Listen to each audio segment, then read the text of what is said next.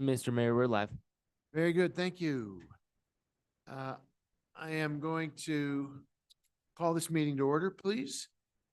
We will begin with the Pledge of Allegiance led by Councilor Lee Garcia. I believe Councilor Chavez is zooming in and can lead us into the salute from, to the New Mexico flag. And then as soon as Councilor Lindell gets here, she will lead us in the invocation. So please stand. Pledge allegiance to the flag.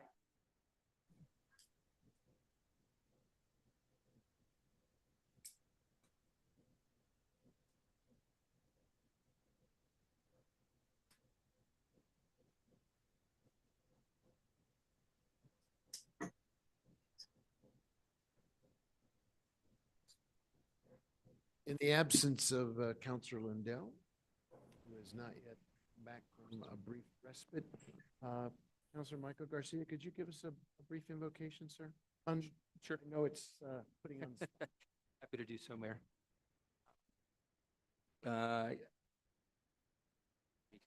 2 seconds. I'll defer to the council.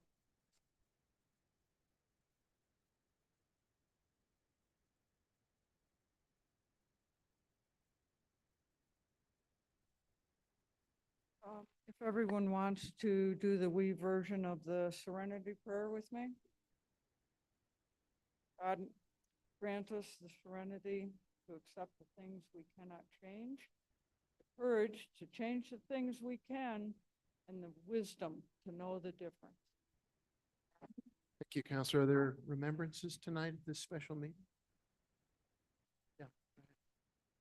I won't mention anyone in particular, but we had a few losses in our community, and so I just want to send out some condolences to folks and give them our prayers. Thank you. And we have people suffering all over town and all over the world. Let's take a minute and keep all of them in our hearts. As Councilor Castro suggested, people who have lost family, friends. Let's bow our heads and send out our thoughts to everyone who needs help.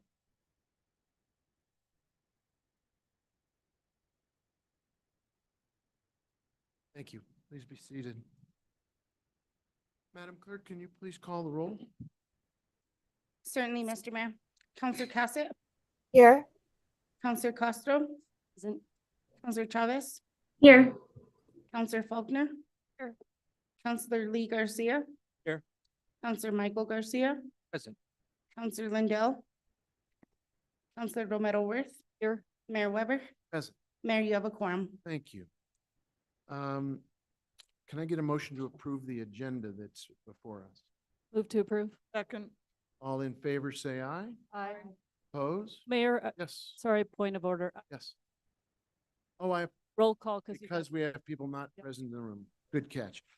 We're gonna have to call the roll because of our people who are, it's a hybrid meeting. So Madam Clerk, the motion is to approve the agenda. Could you call the roll? Certainly, Mr. Mayor. Counselor Cassett, Yes. Counselor Castro, yes, Counselor Chavez, Yes. Counselor Faulkner, Yes. Counselor Lee Garcia, Yes. Counselor Michael Garcia, Yes. Counselor Lindell, Yes. Counselor Romero Worth, Yes. Mayor Weber. Yes. Motion pass. Thank you. We're going to go first to a presentation from Alexis Lotero, Assistant Finance Director. But before we do, I want to simply make it clear to everybody tonight. I'm glad we have folks here to talk with us and share their thoughts.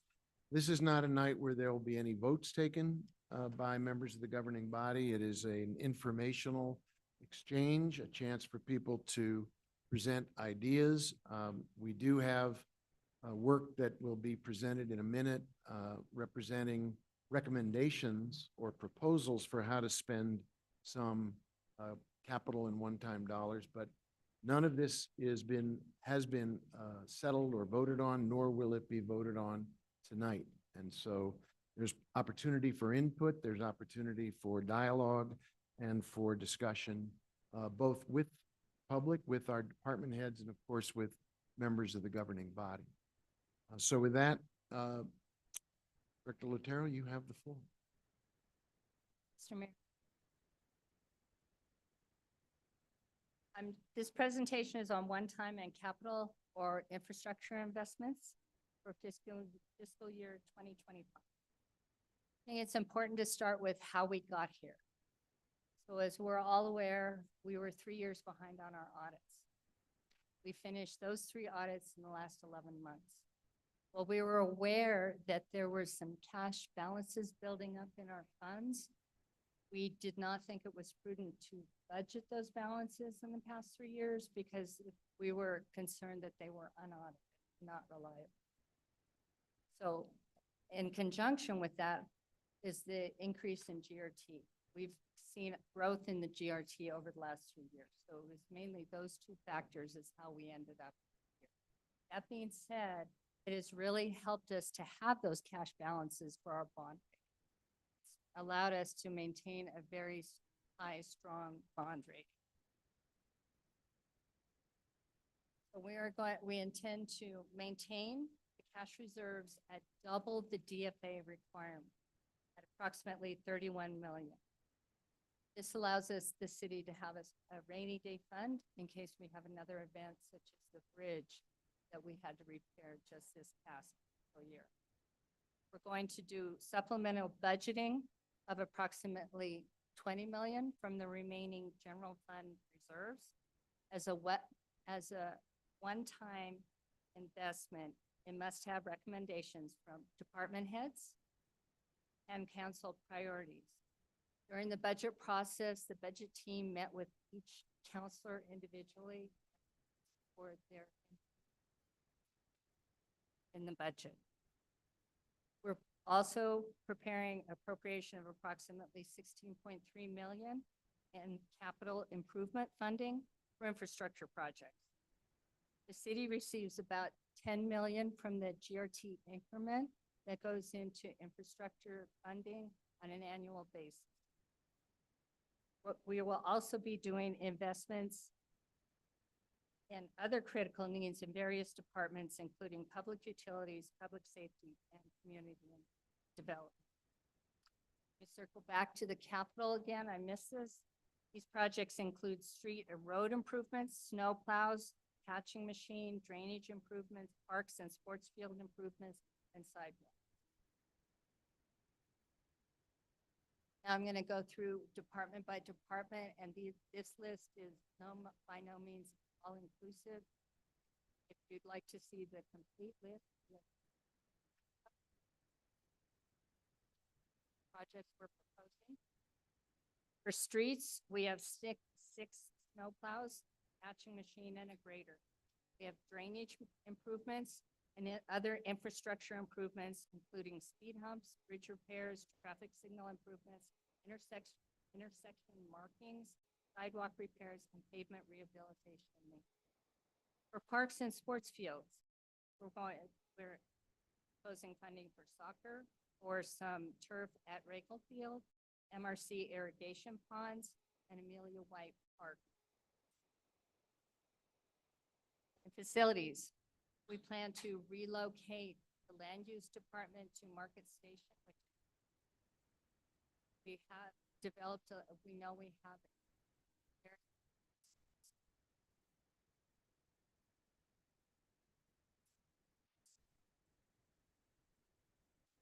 we plan to propose Sandoval garage repairs and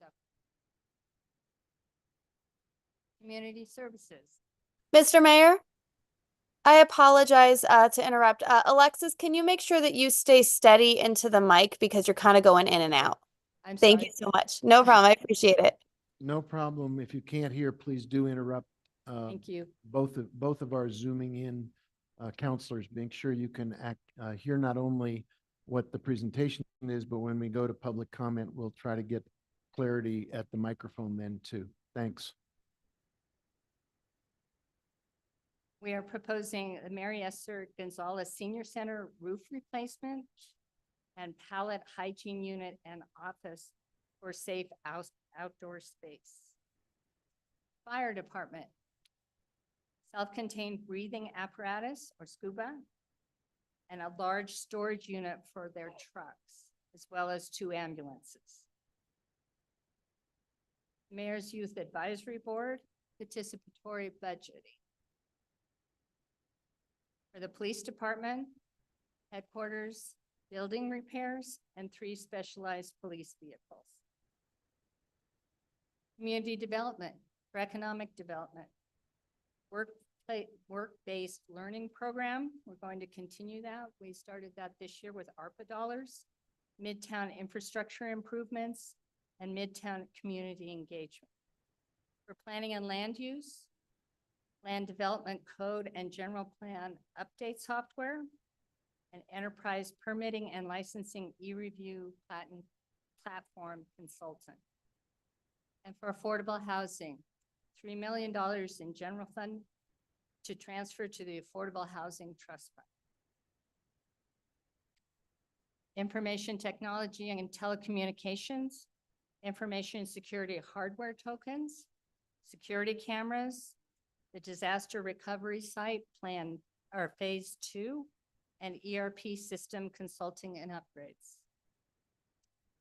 And I will stand, with that, I will stand for questions. Thank you. I think what we'll do is go directly to public comment. And when the public comment period has ended, both people in the room and anyone on Zoom, then we'll open the floor for members of the governing body to ask questions, add their own comments, ask for more detail, whatever tack each member of the governing body wants to take. I think we'll try to do what we've done in the past, which is just start with something like 10 minutes per person, go around. If people want to take a second and third round, we can always do that. But let's go to the public first, since we have a full room here, and I'm sure we have folks on Zoom as well. So anyone who wants to speak, please come to get in line. We'll give everybody a 2-minute opportunity, and the clerk, Madam Clerk, you'll be in charge of the clock. Recognizing how many people do want a chance to speak, please be respectful of each other and of the time. Are you ready, Madam Clerk? Is your clock ready to run? All right. I don't know if you want to remove the presentation and switch to a different view on the screen. Make sure that our counselors who are Zooming in also have a good, clear line of sight. Very good. Are you ready, Madam Clerk? All we need is each person to state your name, and we'll give everybody 2 minutes to speak to the governing body. Mayor, councilors, ladies and gentlemen, and whoever else is watching this important meeting, I want to make sure that you watch on YouTube Robert Francis Kennedy's speech to the Libertarian Convention about the Bill of Rights. It's really quite important. It was about 40 minutes. Second, the International Court of Justice, I've talked to you about that before. And then third,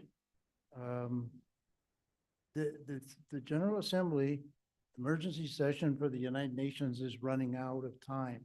This is the longest one they've ever had, from November 1st to now.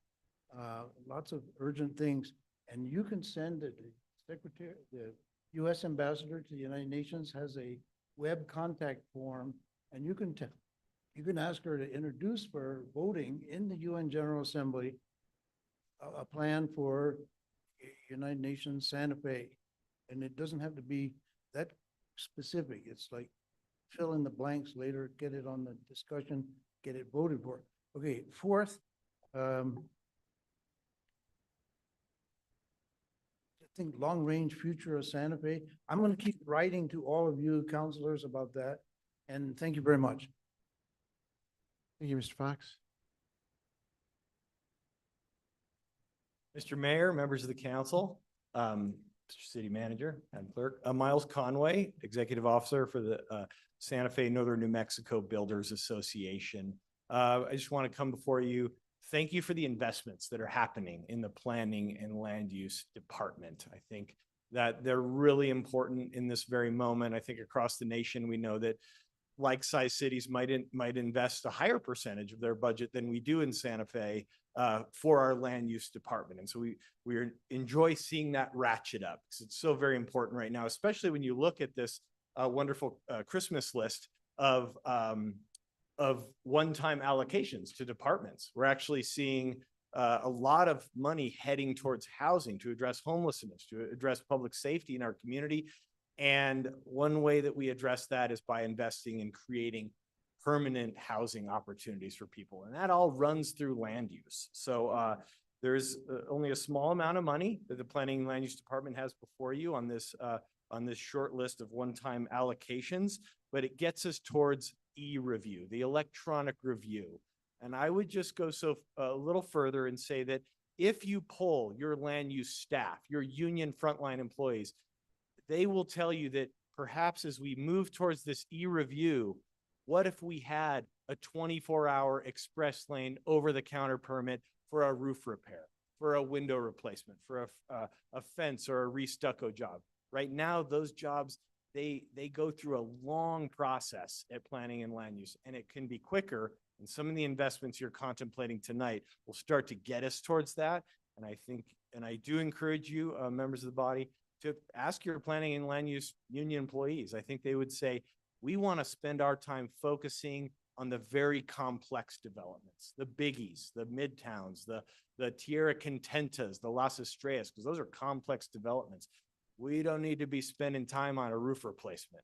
But you know who could really use a 24-hour turnaround on a roof replacement is somebody who just had a roof leak spring on their $20,000 or even their $1,000 wood floor replacement. Thanks for your time and thanks for your investment. Thank you, sir.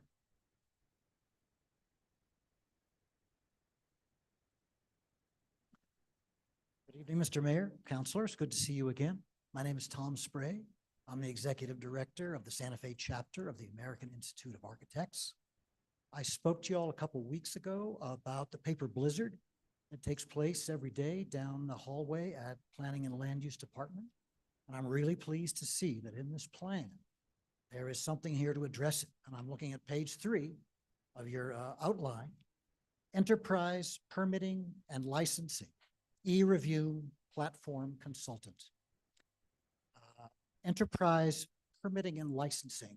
That's a software program the city already has through Tyler Technologies. You all can find out about that on the website. Take you about 5 seconds to download that, take a look at it. Reading from some of the text from that, the e-review is an extension for the program that we already have. It adds a unique and powerful dimension to that licensing platform. It allows the Planning and Land Use Department plan review and submittal process to be done with a browser-based paperless environment, and also collaborative interaction with your constituents through, as they call it, seamless integration with enterprise permitting and licensing. This is a great step forward. Being able to bring a consultant who will be able to talk to us, teach us how to make this happen, and a great step to getting us onto a paperless system, finally. Bring Santa Fe once again into the 21st century where it belongs. And again, I thank you all for your attention and all your great work. Good night. Thank you, sir. Mayor, members of the city council and staff and community. Before I start my 2 minutes, I wanted to make a statement that we got people in the room and potentially people at home that have not understood one word today because there isn't any interpretation. Something as important as this, especially when we're talking about investments in communities, the communities that most need the investment don't understand what's being presented and what's being discussed. So I just wanted to make a point that some of that investment should go to making this city and putting the city in line with the Constitution of New Mexico. So thank you for this opportunity to share our suggestions for the 36 million in one-time investments. My name is Miguel Acosta, and I'm with EarthCare. EarthCare does leadership development and work with youth and families in order to build the civic infrastructure necessary to transform our communities into healthy, equitable, sustainable, and socially just communities. We focus primarily, though not exclusively, on the areas of the South Side where low-income immigrant and people of color reside. These are mostly neighborhoods north of Airport Road, between 599 and Lopez Lane. These were annexed by the city. This is the most densely populated part of the city and is home to the most of Santa Fe's youth and young families with children. It's also the lowest income area of the city and was the most devastated by COVID and the economic shutdown. It's also the area that has the least public investment, with very few quality of life amenities present. EarthCare is also the convening organization for 100% Santa Fe with a goal of increasing access to 10 vital services for surviving and thriving. We held our initial summit on May 8th, and the 80+ participants that were there representing social services, government, and community-based organizations identified numerous barriers to families to access those services. With an eye towards equity and justice, and knowing that many of our fellow community members that are here today will propose ideas that we will also support, we submit the following recommendations. That 50% of this fund be allocated to those areas directly that we spoke about, north of Airport Road. This is a step towards establishing some equity and investment. That the 10 vital services identified by 100% New Mexico be prioritized. That capital spending priority should include a community center, including a mercado and community spaces north of Airport. That we should fund the infrastructure needs to complete Paseo del Sol in order to get La Contenta going. Get at phase 3. Phase 2 of Zona del Sol next to the teen center. There's resources that were committed and talked about in terms of soccer pitches for small children as well as green areas. Food hub for Reunity, investment there, and investment in civic infrastructure in general.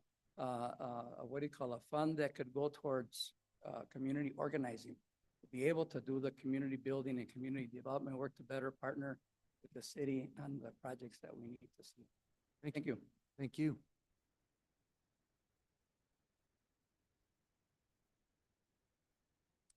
Hello, good afternoon, and thank you for this opportunity. But I want to do my comment in Spanish because I want to join us my team. Buenas tardes nuevamente. Gracias por el espacio para dar mi comentario. Mi nombre es Miriam Luébano y soy parte de EarthCare Poder Familiar. Soy coordinadora comunitaria. Y también soy parte de la campaña de 100% Nuevo México.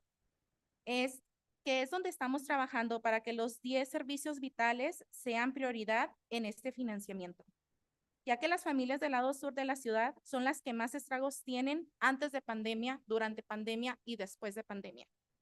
¿Cuáles son estos servicios vitales a los que me refiero? Comida, vivienda, apoyo para los padres, apoyo médico y dental, salud conductual o salud mental, transporte, formación profesional, mentores juveniles, escuelas comunitarias y aprendizaje en la primera infancia. Para que esto sea posible y nosotros poder apoyar a las familias para que se lleve a cabo, es necesario el apoyo económico y qué mejor apoyando con los 36 millones en inversión únicos que están por dar. Gracias. Thank you very much.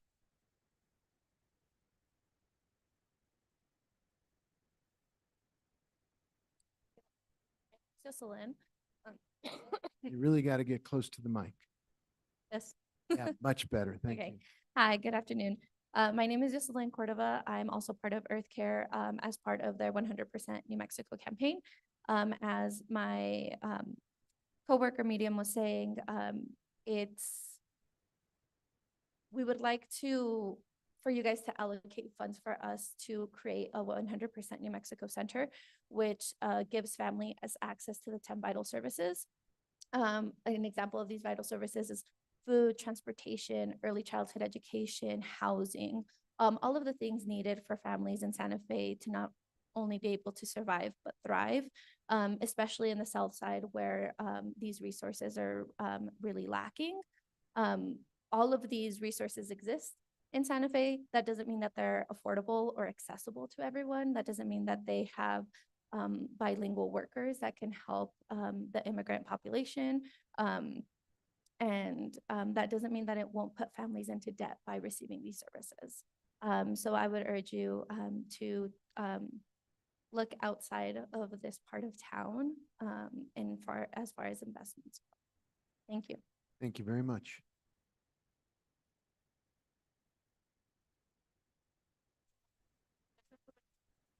Really close to the mic, please. Buenas tardes, gracias por el espacio para dar mi comentario. Mi nombre es María Olivas, soy parte de la organización de EarthCare y soy parte de la campaña de 100% Nuevo México. Con respecto a los 36 millones en inversión que se van a repartir, una buena inversión sería en un centro para familias, donde podamos apoyarlas para trabajar con ellos, para cubrir los 10 servicios vitales, los cuales son comida, vivienda, apoyo para los padres, médico y dental, salud conductual, transporte, formación personal, mentores juveniles, escuelas comunitarias y aprendizaje en la primera infancia. En este centro estaremos apoyando a las familias en las prioridades de cada uno de ellos necesiten en los servicios vitales, ya que como sabemos, solo trabajando uno a uno y de la mano de ellos, las familias del condado de Santa Fe, podremos tener una vida digna para ellos y sus familias. Gracias. Thank you very much.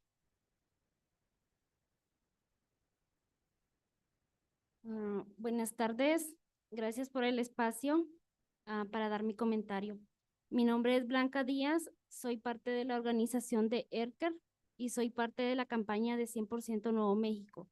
Como algunos de mis compañeros ya mencionaron, a mí también me gustaría que de los 36 millones en inversión, un porcentaje fuera para apoyar la campaña de 100% Nuevo México, ya que de esa manera varias personas de la comunidad, también nuestros niños que son el futuro de la nación, vivieran dignamente.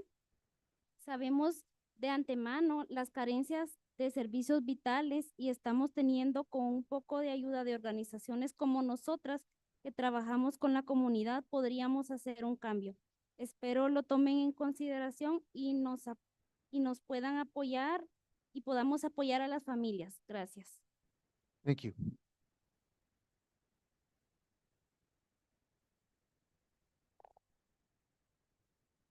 Muy buenas tardes. Les quiero dar las gracias a cada uno de ustedes por escucharnos. Mi nombre es Marbeli Colindres, soy parte de la organización también de EDCAR y de la campaña de 100% Nuevo México. Espero que tomen en consideración mi comentario de esta tarde. A mí me gustaría que se invierta un porcentaje de los 36 millones a un centro familiar que queremos llamar 100% Nuevo México, donde estaremos apoyando a todas las familias que tienen estragos en los 10 servicios vitales para tener una vida digna para ellos y para nuestros hijos. De esta manera, mitigar un poco el hambre y la falta de recursos que son muy escasos en nuestro condado. Nosotros apoyaremos a las familias con esta iniciativa, pero también necesitamos de su apoyo para esto. Muchas gracias. Thank you. I'm just going to hold this since I'm a little tall here. You can start me whenever you want. Hello, everyone. My name is Louis DeMella. I'm with AFSCME Local 3999 here with the City of Santa Fe. I'm here to speak on the $31 million surplus we have. Since the public is giving a wish list, AFSCME wanted to make sure we added our own. A couple of our short list items are things to fund our standing contract issues. We're asking for 1.5 million out of this budget. That's going to fund things like our bilingual incentive, something this city should prioritize over most things, considering we are Ciudad de Santa Fe. Our uniform budget, which has been flat for over 20 years for the majority of our membership, during a time when inflation has almost doubled the cost of basic clothing. We're also asking for things that improve general access to city services. That includes air conditioning units for our garbage truck drivers. As the summers get warmer and warmer, it's a priority that we make sure those people are cool while they're driving multi-ton pieces of equipment across this entire city. We also want to see things like water service restored to several of our parks. This is the desert. It is a miracle to have clean drinking water anywhere and everywhere our public is out and about, and that includes our public parks. So it's been disappointing to see that several of our parks haven't had running water since COVID began. Also, since COVID, we still haven't had returns to our bus transit routes due to staffing. We also haven't had a return to our hours at our recreation centers and our public libraries, both which directly serve the public, and an investment in AFSCME is an investment to make sure that those services expand to what we had before COVID. With that, I yield my time. Thank you.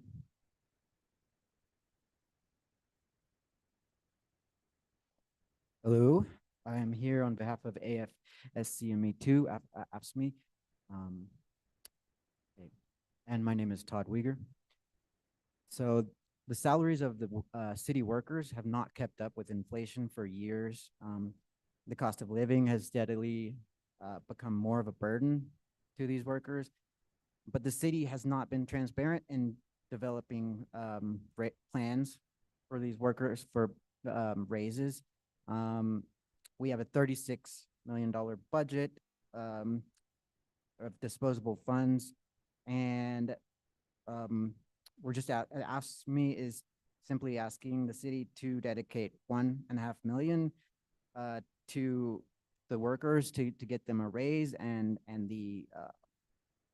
as Louis was just saying, like air conditioning and basic things that people need to live. So in conclusion, let's support the workers who make Santa Fe work. I would also like to say that I support investment in the south side. If we could invest half of this 36 million, that would be great. That's where most Santa Fe families and workers live, and they need better quality of life, more parks, libraries, things that make a community and make life worth living. So yeah, in conclusion, let's give 1.5 million to the workers here and dedicate a good portion to developing infrastructure on the south side. Thank you. Thank you.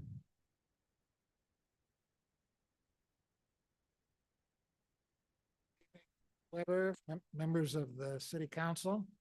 My name is Tim Langley from District 2, and I'm here tonight as a member of Stop Aggressive Driving. If I were diagnosed on the same day with hypertension, type 2 diabetes, and an abscessed tooth, I'd deal with the abscessed tooth first. Not because it's the most important or the most serious of my problems, but because it's the most readily treatable. Santa Fe's toothache is the city's loss of control over its streets to a subset of unpredictable and aggressive drivers who speed, tailgate, run red lights, and race all night long with illegal attack mufflers roaring. For a critical mass of our residents, they live everywhere from Airport Road to Hyde Park Road. Driving in our city has become an ordeal, and getting a good night's sleep has become impossible. We don't ask that these bad driving behaviors be made illegal. They're already illegal. We ask that existing laws be enforced with enough consistency, duration, and consequence to deter the offenders. Technology to monitor speed, sound, red light running, and identify the offending vehicles and issue tickets to the registered owners already exists. Earmarking a modest slice of the $36 million under discussion here tonight for that available technology would make a difference in the lives of city residents who are trying to obey the laws. We also care about the bigger issues, the longer-term issues. And I'm talking about affordable housing, special needs housing, infrastructure investment, zoning master plan, etc. We hope and we ask that you invest a portion of what's available in making our safety and security more secure when we're on the road and in our peace of mind in the night. Thank you very much. Thank you. Hi, I'm Joe Sheps. I'm sure you know why I'm here. There wasn't one mention of sound attenuation or noise cameras or anything to address an issue that everybody here knows is important to the people. We can't use our patios in the evening. We can't sleep at night. Why isn't there any money there to put that behind us? Because that's one single act that you could do to change the environment of the city and help everybody. So please consider putting some money, serious money, into a noise camera program. Thank you. Thank you. First of all, I'd like to thank you for the service that you are giving us. It is not easy to do what you're doing, so I appreciate what you're doing. but I'm here to address. Sir, I don't think you gave us your name yet.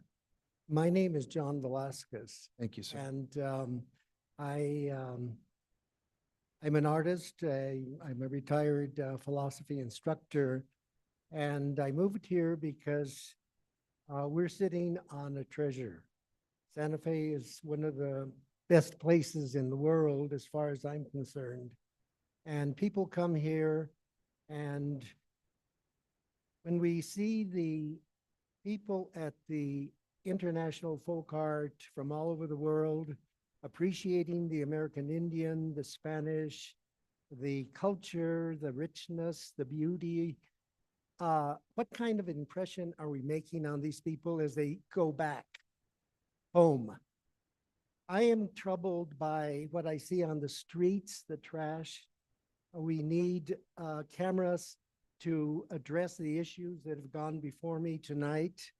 We need to take a pride in what kind of a presentation we are making to people who spend money and time coming here to go back home and saying Santa Fe is a wonderful place.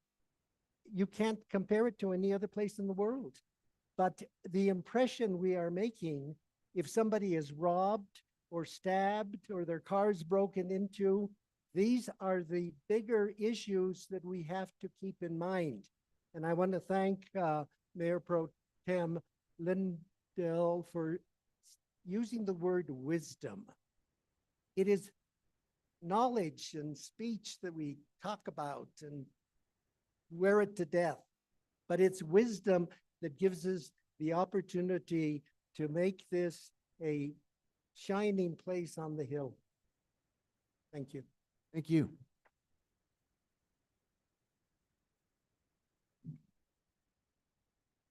Good evening, Mayor. Good evening, councilors. My name is Pascual Hernandez. I am a District 1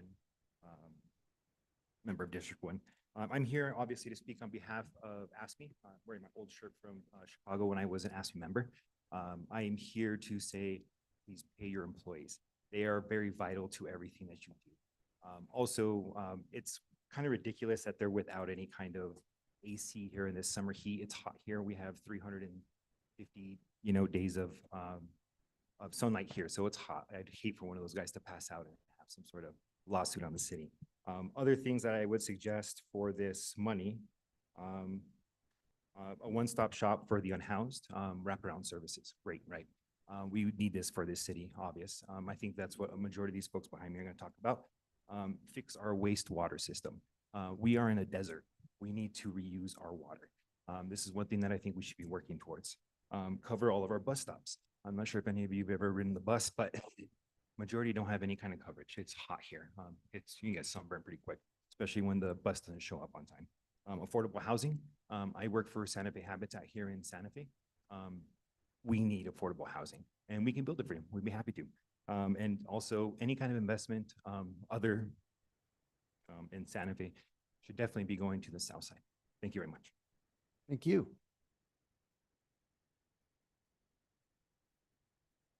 Hello, my name is Greg Weeger. I live in District 2. And first, thank you, Mr. Mayor, City Councilors, everyone here for giving me the time to speak. I would like to express my support for the request of AFSCME. I've lived in Santa Fe for 10 years. I have no plans on leaving anytime soon. I want to stay here and enjoy this beautiful city and help it improve as well. But the first thing we have to do is to pay our employees, the people that make this city run and take care of all of the unseen things, the behind the scenes that allow us to enjoy the fruits of this beautiful culture and city. So yes, please take care of the workers here. I would also like to just express my support for the Santa Fe, 100% Santa Fe initiative and investment on the south side as well, all of their requests. Thank you. Thank you. Yes. Hello, Mr. Mayor and councilors and staff. And again, thank you for the opportunity to provide the input here. I'm a constituent of Councilor Castro's in District 1. And I also want to use some of my time to say I'm so encouraged by all the passionate ideas that we've heard today from throughout the communities. We're going to need your name. Oh, Mary Donahue. Thank you, Mary. Thank you. Thank you. I am here to support the request of stop aggressive driving. And I would just ask you to refer to the transcript from the prior gentleman who articulated much of what I would say here, so I can save my time and pass it on. I do ask you to and urge you to consider some speed and noise cameras. It's kind of a no-brainer. And I think the return on investment could be incredible. And this is an issue that crosses all of the community from Cerrillos to Hyde Park, east, west, and I just ask you to support their request. Thank you. Thank you very much.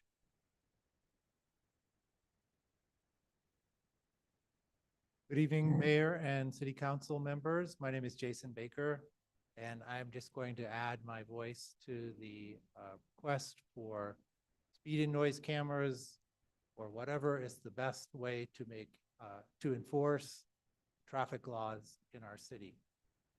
I won't take any more time, but I just would suggest that if you haven't seen it, there's a great article in the New Mexican, I think from last Sunday by Ginny Dwyer, that really describes how this issue crosses all parts of the city. Thank you. I'm Kathy Brannon. I'm in District 2, and I'm here in support of the traffic and noise cameras.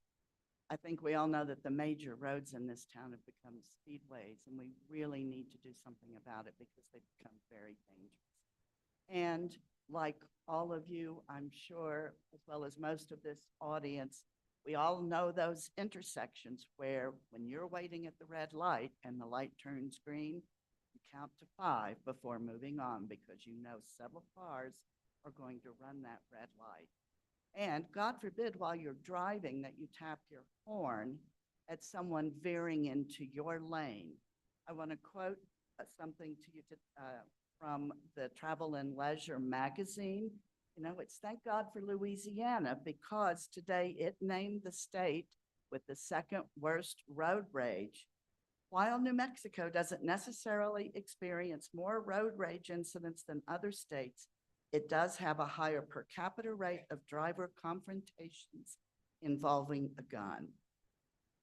So please help us. Help us as the residents who drive these roads every day and have to listen to this noise all night long. Thank you.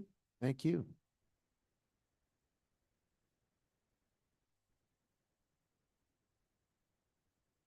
Good evening. My name's Adam Wasserman. I live in Midtown.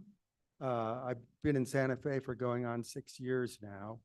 Mr. Mayor, members of the council, continuing a trend, I'm also an active member of the Stop Aggressive Driving group. And I am strongly in favor of the suggestions that have been made for implementing some of these noise camera and other traffic camera systems. I was very pleased that Mayor Weber, you mentioned your support for those in your State of the City address. And so I encourage us to put some serious resources behind that proposal. Just to help our thinking along, I will say as a member of SAD, we did a little bit of research to look at how whether this traffic problem in Santa Fe is really serious or whether we're just kind of have an intuition about it, something I don't particularly trust.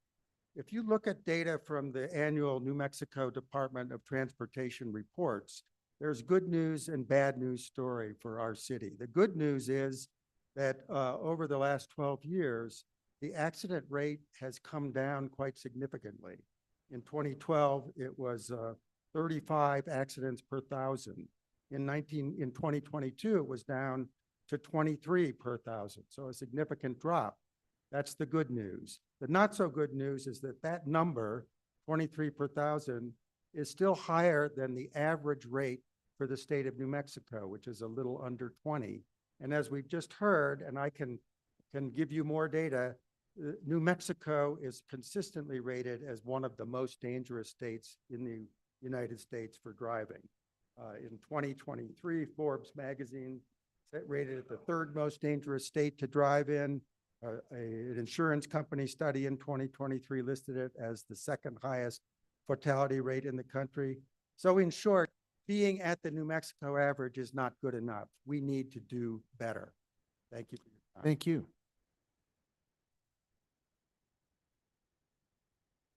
Good evening, Mr. Mayor and the council members. Thank you very much.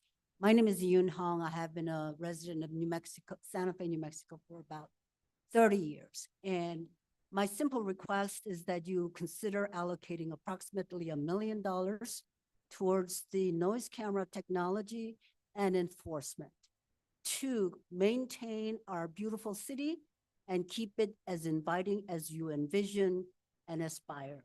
And I speak to many business members in downtown area as well as Sirius Road, and they all express distress over tourism and dissuading potential tourists from coming to this beautiful city. Thank you very much. Thank you.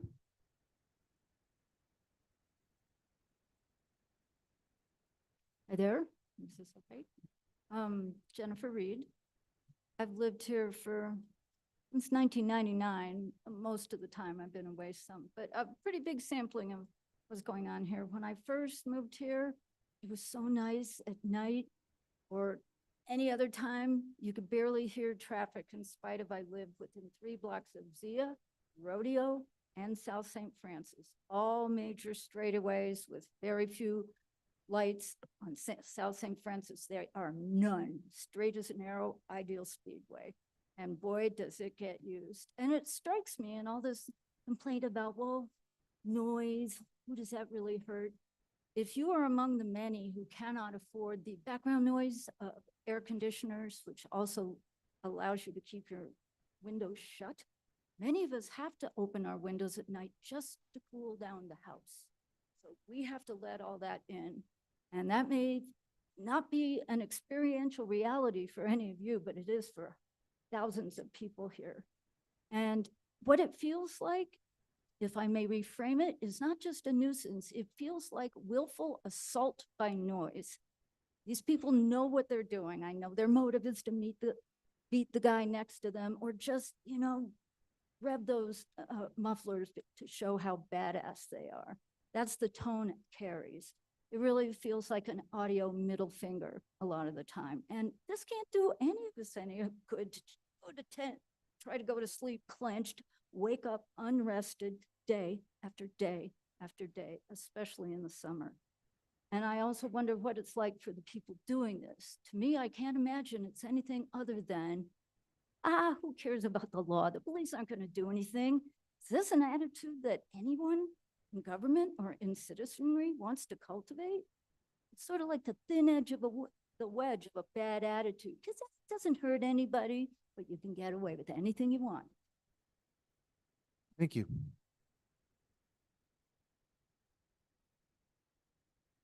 Hi. Hello, my name is Molly Langley. Can you hear me? Yes. Hi. Before COVID, I volunteered for a year at Santa Fe High School, a math tutor. My shift ended at the same time the kids left. And at that time, I needed a new knee. So I had to hobble across the crosswalk to get to the parking lot for the end of my shift. I'm here to defend the kids. The kids are not the bad drivers. They were the most polite kids I've ever met. They would wait until I finished. When I got in my car, they'd let me merge in and I'd merge onto Yucca to go home. One time I was so touched, I went back into the office and I told the clerk, please report to the principal that you have the most polite kids I've ever seen. Well, I was a kid once. In 1969, I got a $200 speeding ticket. I'm not going to go into the details, but in 1969, $200 is equivalent of $1,500. That was a third of my babysitting money. That was my only income at that time. I was in my dad's car. I was grateful that they stopped me a block before my parents were looking out their bedroom window to see me because I was on a curvy road. It was dark. I was racing my boyfriend and I was doing what we would call Dunlapping, cutting the corners. So I got a stiff lecture from probably a 25-year-old policeman. And he told me, he says, you could have lost control. You could have rolled the car. Oh, and he gave it to me. And he gave me every part of that ticket. That was why the ticket was so high. That ticket was a great lesson. It was, I don't speed. I've one other time, but I'll defend myself. It was a great lesson early in life. So don't blame the kids. Or if the kids need a lesson, let's give it to them young, like I got it. Don't be afraid to demand good driving behavior from all of the citizens, young, old, tourists, people in expensive cars, people in old cars. It's fair and it's good for the common good. And one more, make sure that those cameras, speed cameras and noise cameras are movable. Don't put them stationary. Thank you.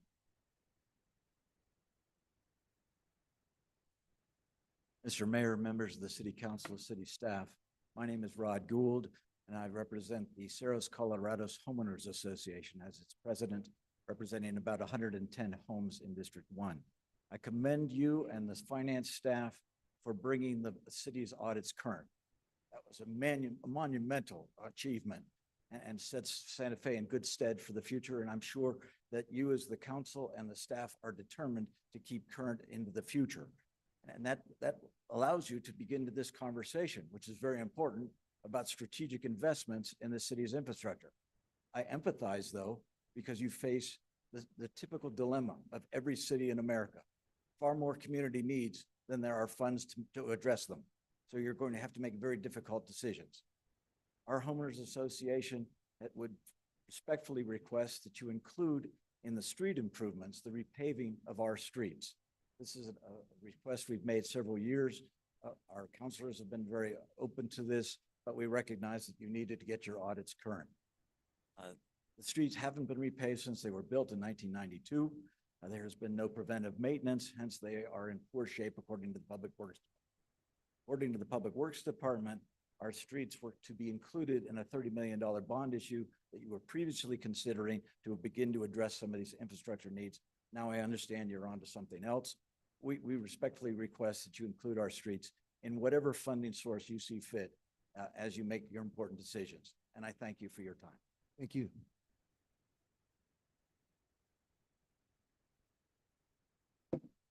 Good evening, Mayor, councilors, city staff, everyone in attendance.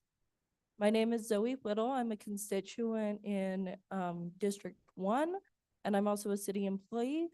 I'm here on behalf of AFSCME Local 3999. As you know, we represent 50% of the workers of the city of Santa Fe. We are the boots on the ground making this city happen. We are your service workers. We are your parks workers. We are your library workers. We are land use. We are public works. We are everywhere. And we deserve consideration accordingly. We're requesting that $1.5 million be set aside for the union to use for financially based articles in our union contract. This would accelerate the very slow process. We've been in negotiations for 3 years of gaining a new union contract. And it would also improve the current status of employee benefits, which have remained stagnant for well over 6 years. Mr. Mayor, you have, expressed your dedication to city workers and your gratitude for us and for the labor that we give to the city. And we would just like to see that, continue to see that. We would like to see an investment in the people who work for the city and the people who make the city happen. So we request that this amount be appropriated as an investment in the city's workers. Thank you. Thank you. Good evening, Mayor, City Council.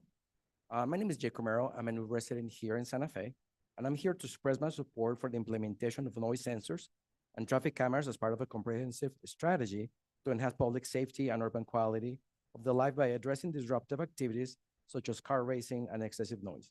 Noise sensors and traffic cameras can be valuable tools for monitoring and enforcing noise and traffic regulations. By providing real-time data, these technologies can help law enforcement identify and respond to violations more effectively, thus reducing the frequency of disturbances that can affect both residents and tourists. Traffic cameras can deter illegal racing by capturing violations and enabling swift enforcement, while noise sensors can document excessive noise levels, facilitating targeted interventions. However, it is crucial to consider downsides to ensure measures do not negatively impact our vibrant tourism, which generates about $1 billion a year. False positives from noise sensors could mistakenly target cultural events and regular city activities, leading to unnecessary enforcement actions that can disrupt events such as Indian Market and Santa Fe, Opera and Zozobra. 10,000 people make more noise than any single car. For instance, so therefore, I propose noise sensors and traffic cameras be part of a broader and more comprehensive solution that balances regulation with cultural and economic considerations. This approach should include investing in traffic calming measures, such as speed bumps and roundabouts, to naturally reduce speeding car racing. Enhancing community engagement is also essential. Fostering dialogues between residents and owners and even organizers can lead to mutual agreeable solutions to noise and traffic concerns without stifling Santa Fe's vibrancy. Additional, using natural noise and barriers like trees and shrubs can help mitigate sound in a way that aligns with the city's aesthetics and environmental goals. By integrating noise sensors and traffic cameras throughout urban planning, community cooperation, and innovative solutions like national noise barriers, Santa Fe can maintain its unique cultural sense and ensure high quality of life for residents and visitors. This holistic approach will preserve the city's charm and economic vitality while enhancing safety and reducing disturbances. Thank you. Thank you. Hi, my name is Elise Gutierrez, and I'm here on behalf of the Mayor's Youth Advisory Board. I just wanted to come up and say how grateful we are to be on this list, and we really hope that you allocate some funds for our board because we're working vigorously to help the lives of youth in Santa Fe. Thank you. Thank you. Good evening, Mayor, members of the council. I was going to be home, but Elise drug me over here. My name is Brian Gutierrez. So since I'm here, I might as well talk. Everything on this list is all good and necessary for this city. We know this and we're living it every day. I started watching Bull season 5 and during Bull season 5, everybody's wearing masks. And I went back and I thought, man, what a terrible time. The public has a short memory. That's why all these big stars do crazy, terrible things. And 2 years later, they're back in biz. That was Steve Martin. Some of you younger people might not know who Steve Martin is, but we do have short memories. And as we're planning on spending this money today, and I've heard that you're putting double of what needs to be in reserves, this city has went through hard times. I'm thinking back to COVID that's been mentioned once before. I'm thinking back to families that were furloughed, that weren't able to make it on what they were missing out on from their full-time job, having to get second jobs. It affected them, and it would have been nice if there would have been a little more reserve back then. Your administration, Mr. Mayor, had a shortcoming. Mr. Mayor Gonzalez has had a shortcoming. We've seen it time and time again. I know it's exciting to get this money and try and spend it, but a little bit on the conservative side would be my first priority. If it's gonna all be spent, as I look around and drive in the city, I'm on the city a lot. I'm thinking of the wastewater treatment plant that was brought up earlier tonight. And as you're driving by towards the golf course, the landfill uses the water, the country clubs, there's various different places that are using this water, and it should be a priority as a tourist community, as a community where I have children, my youngest being 7. Water is something that if they could, they'd take 30-minute showers, but I don't let them, my children. So my one wish would be that you guys would focus on the wastewater treatment plant, because as we all know today, that effluent is not water, it's liquid gold. I'm going to close real quick. There was an article in the paper. Santa Fe says its water supply is stable, but climate change makes this situation fluid. Thank you. Thank you. Good evening. My name's Catherine Rivera. I'm a resident of District 1. I really didn't have anything planned to say tonight, which is kind of unusual for me. But in listening to the audience and trying to digest this document, I had a lot of questions even entering the room as to the process, and wasn't some of this already captured in the budget? An average resident isn't really going to know all this, and I think some of the people who spoke tonight will probably be pleased to find out that some of their concerns will be addressed in the budget, according to my understanding. But in reviewing and hearing what I heard tonight, two things came to mind. In reviewing this document, we forget that we're not even at pre-pandemic service levels. So I would stress, rather than, or in addition to looking at individual things on this item, think about where we were pre-pandemic and what efforts do we need to do to get back to those levels, assuming we want to be back at those levels. And then the next thing I would suggest is look at the areas that affect the highest number of people. To me, that is the streets. The streets are in every district. It's something that has been neglected for a while now, and we've had somebody just mention that. It covers every district, and it also affects visitors, and it affects those people from outer communities that use our city on a regular basis. People from Glorieta and Pecos, and in the northern communities, they come to Santa Fe for their errands and their medical needs. They are also affected by the roads. So my number one priority would be look at the roads. I heard in one of the meetings here a couple of weeks ago that the gentleman who has the responsibility for doing the markings on the streets only has a $100,000 budget. And according to him in this chamber, that wasn't enough to even do a small project. Now, the city's also given $100,000 to us as over balloon. So I would consider looking at the marking, looking at the budget, and doing what we can to make our streets safer. Thank you. Thank you very much. Mayor, Council, Adam Fulton Johnson, engaged citizen and Executive Director of the Old Santa Fe Association. In that capacity, I want to support e-review and the planning software that has been slated for that department. Efficiency in our land use department is key. And then as a citizen of Santa Fe, I think given the 3% excises tax, 3% excises taxes, the order overturning the 3% excise tax, thank you. Given that that's been overturned, we need to have nimble planning, and a one-time expenditure for a policy position or something related to affordable housing seems extremely reasonable to me, because we have been dealt this new hand as a city. So I would encourage that, supporting the planning and land use staff in that capacity. I also think that behavioral health funding is something that we should consider as a priority for one-time expenditure, also for recurring expenditure, but an infusion of cash into the Santa Fe Connect program would be a godsend to the most marginalized in our community. I want to echo a comment about the wastewater and water infrastructure. If we have excess funds and we know that the wastewater treatment plant needs updating, that seems that it should rise to the top or near the top of our priority system ordering for the city. And then I also, in closing, want to give a shout out to ASME. I think it's incredibly reasonable to request that the 50% of the service workers in the city be given their fair shake. Thank you. Thank you.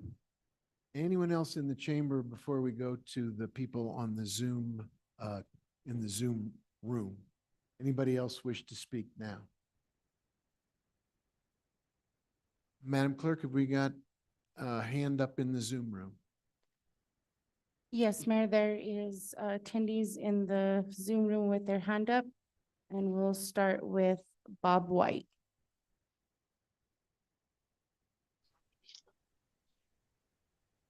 Good evening, Mr. Mayor and council members.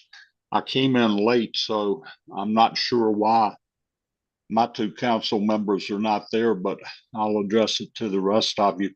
I've talked to the council about this several times before, and maybe this is the place I should do it too, with when you're drawing up, excuse me, the budget for this year. please put money in to do a structural engineering analysis of the obelisk to see if it is feasible to even have it in the discussion for going back up. This should have been done before the district attorney handled the case, because there should have been a victim impact statement received from the city, and I'm not sure how that was done. But we're coming up on 4 years now, and I've been asking for 4 years to please have an assessment done of the structural integrity and whether the obelisk could even be considered to go back up, because that would make the whole process of deciding what to do with the plaza 4 years later could be considered appropriately with the options on the table being ones that we can really use. Thank you very much. Thank you, sir. And your council members are here, but they're on Zoom. Oh, okay. Thank you. You're welcome. Whose hand is up next, Madam Clerk? Mayor, we'll go to Sean.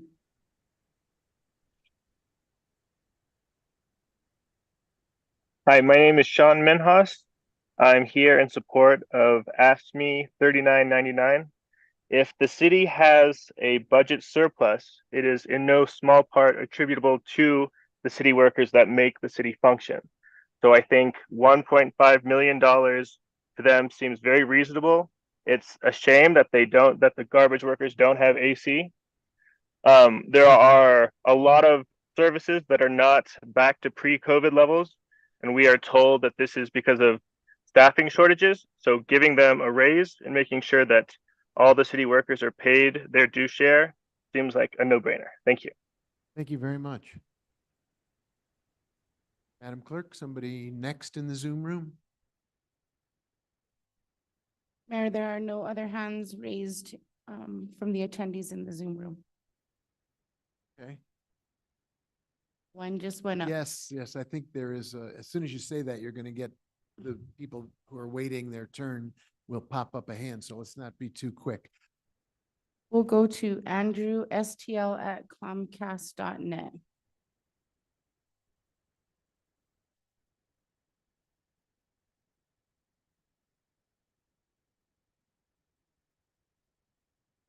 Andrew, can you unmute yourself?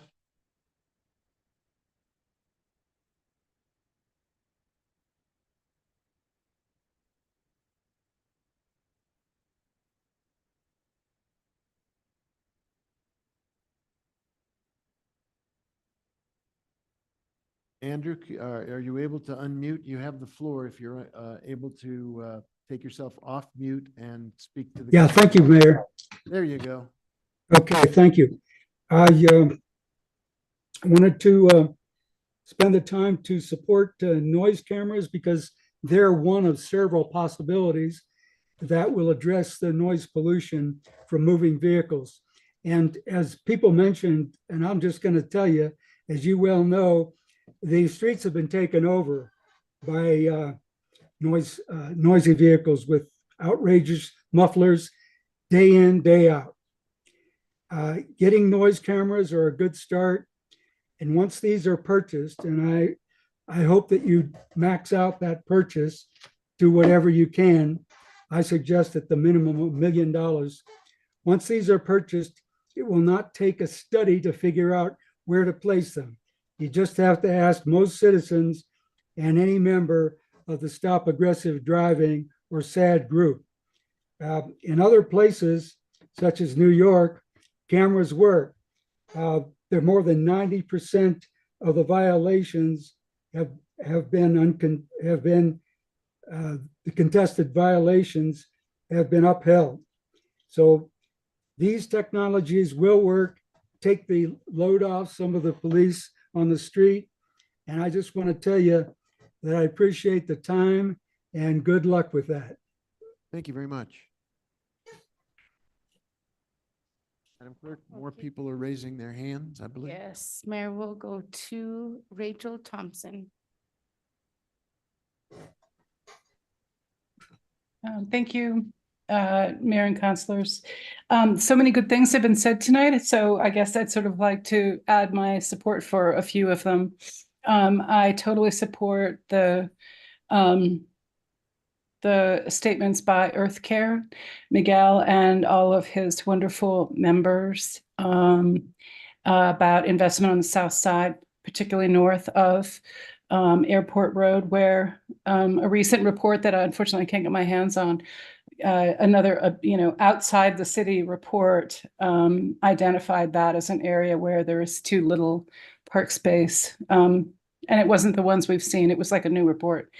I can't not say that, boy, oh boy, would it be great if we could have some speed cameras and give some people some whopping tickets. I live right at Richards and Rodeo. And the woman who talked about how we have to open our windows in the summer, it's bad. And of course, it's deadly too. We've seen that over and over again.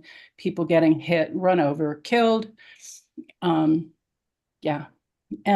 But finally, I wanted to bring something up that I can't find the current status of it, but it is a South Side issue, and it comes from an end of January article in the New Mexican, and the headline was South Side sewer lines should be a city priority. I just remember reading this article, which was about state money and city money that was supposed to finally hook up residents along Jemez Road and Vereda de Valencia. I couldn't believe that in Santa Fe there are people who are not hooked up to a sewer.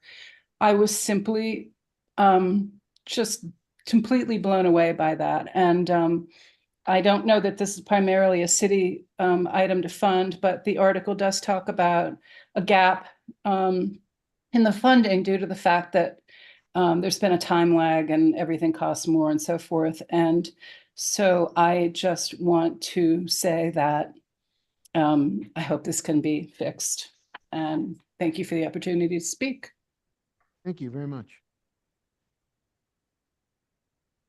Another hand in the Zoom room? Yes, Mayor, we'll go to Rosario Torres. Good evening. Buenas noches.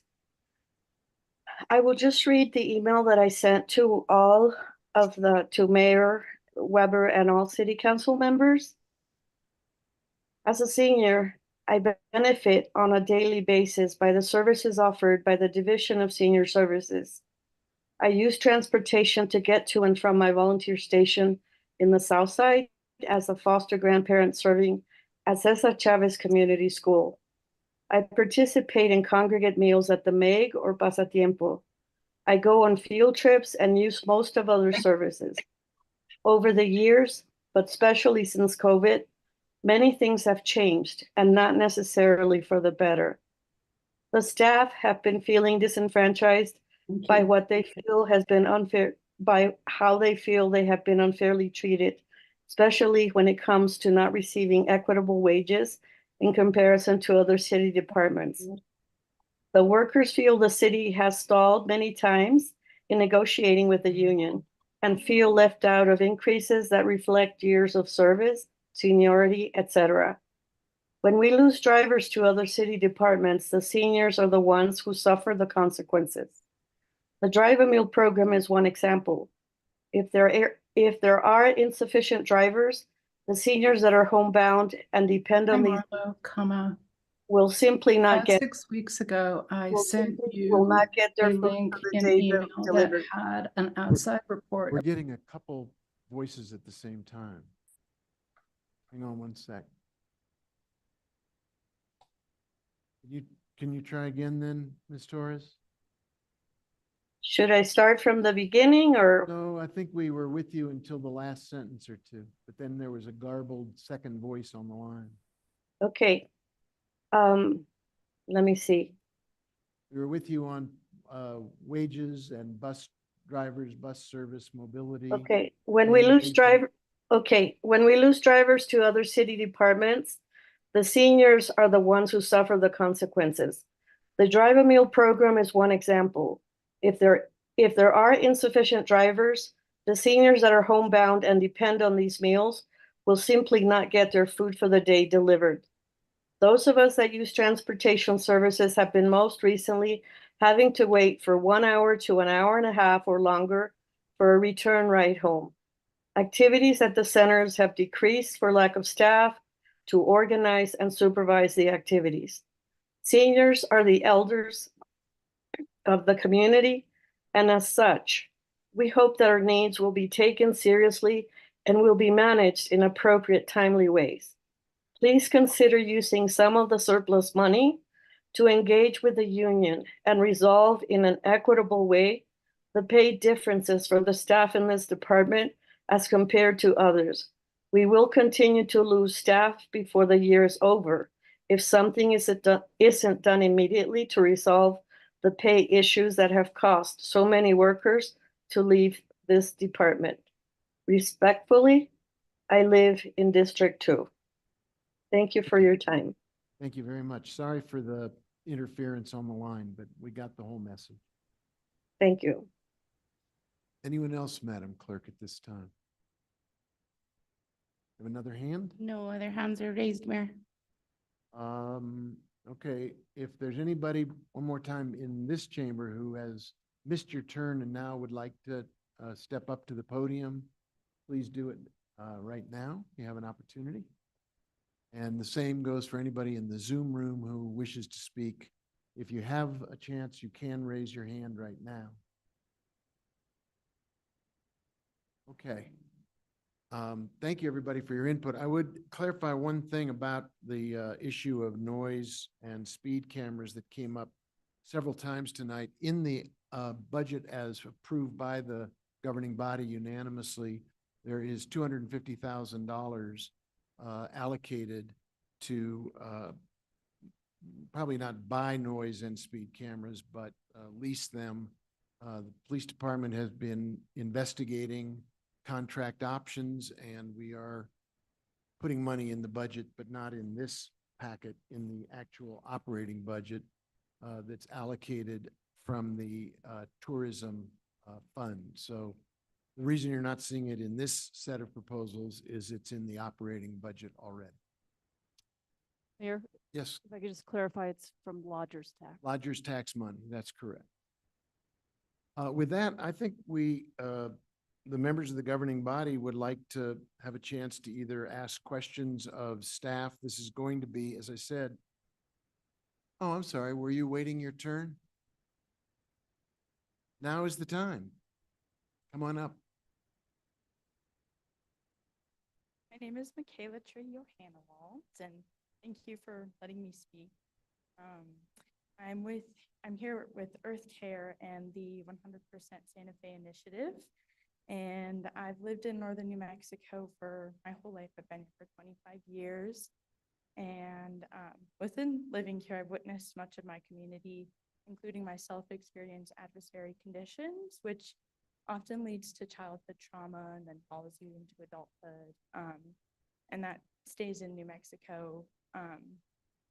I've heard a lot about the concerns of safety for our Santa Fe community from people in this room and much of my community outside of this room. And supporting the 100% Santa Fe initiative would address much of the safety concerns like affordable housing, public transportation, which might help with some of the road rage that a lot of us have experienced without the need of increasing the presence of police in some of our communities. And the initiative also addresses many other things like medical services, jobs, childcare, and it would just be really great to see an investment in my community, especially on the south side of Santa Fe, where there is such a lack of green spaces and areas for community to cultivate. And fresh food, there's a big lack of access to fresh food on that side of Santa Fe. So yeah. Thank you. Very much. As we just saw, there are some people who still want a chance to speak from in this community, in this room. If you were waiting your turn, now is the time to come forward. And I'll pause pause to make sure everybody gets a chance to step up. Okay, if there's no more people in the room or on Zoom, it's 5 minutes to 7. I propose a 10-minute little bit of a break, stretch legs, and we'll be back at 5 minutes after 8, and we'll have a chance for members of the governing body to take 10 minutes apiece, have a question, and then we'll go around as many times as people want to go. But let's take a 10-minute recess.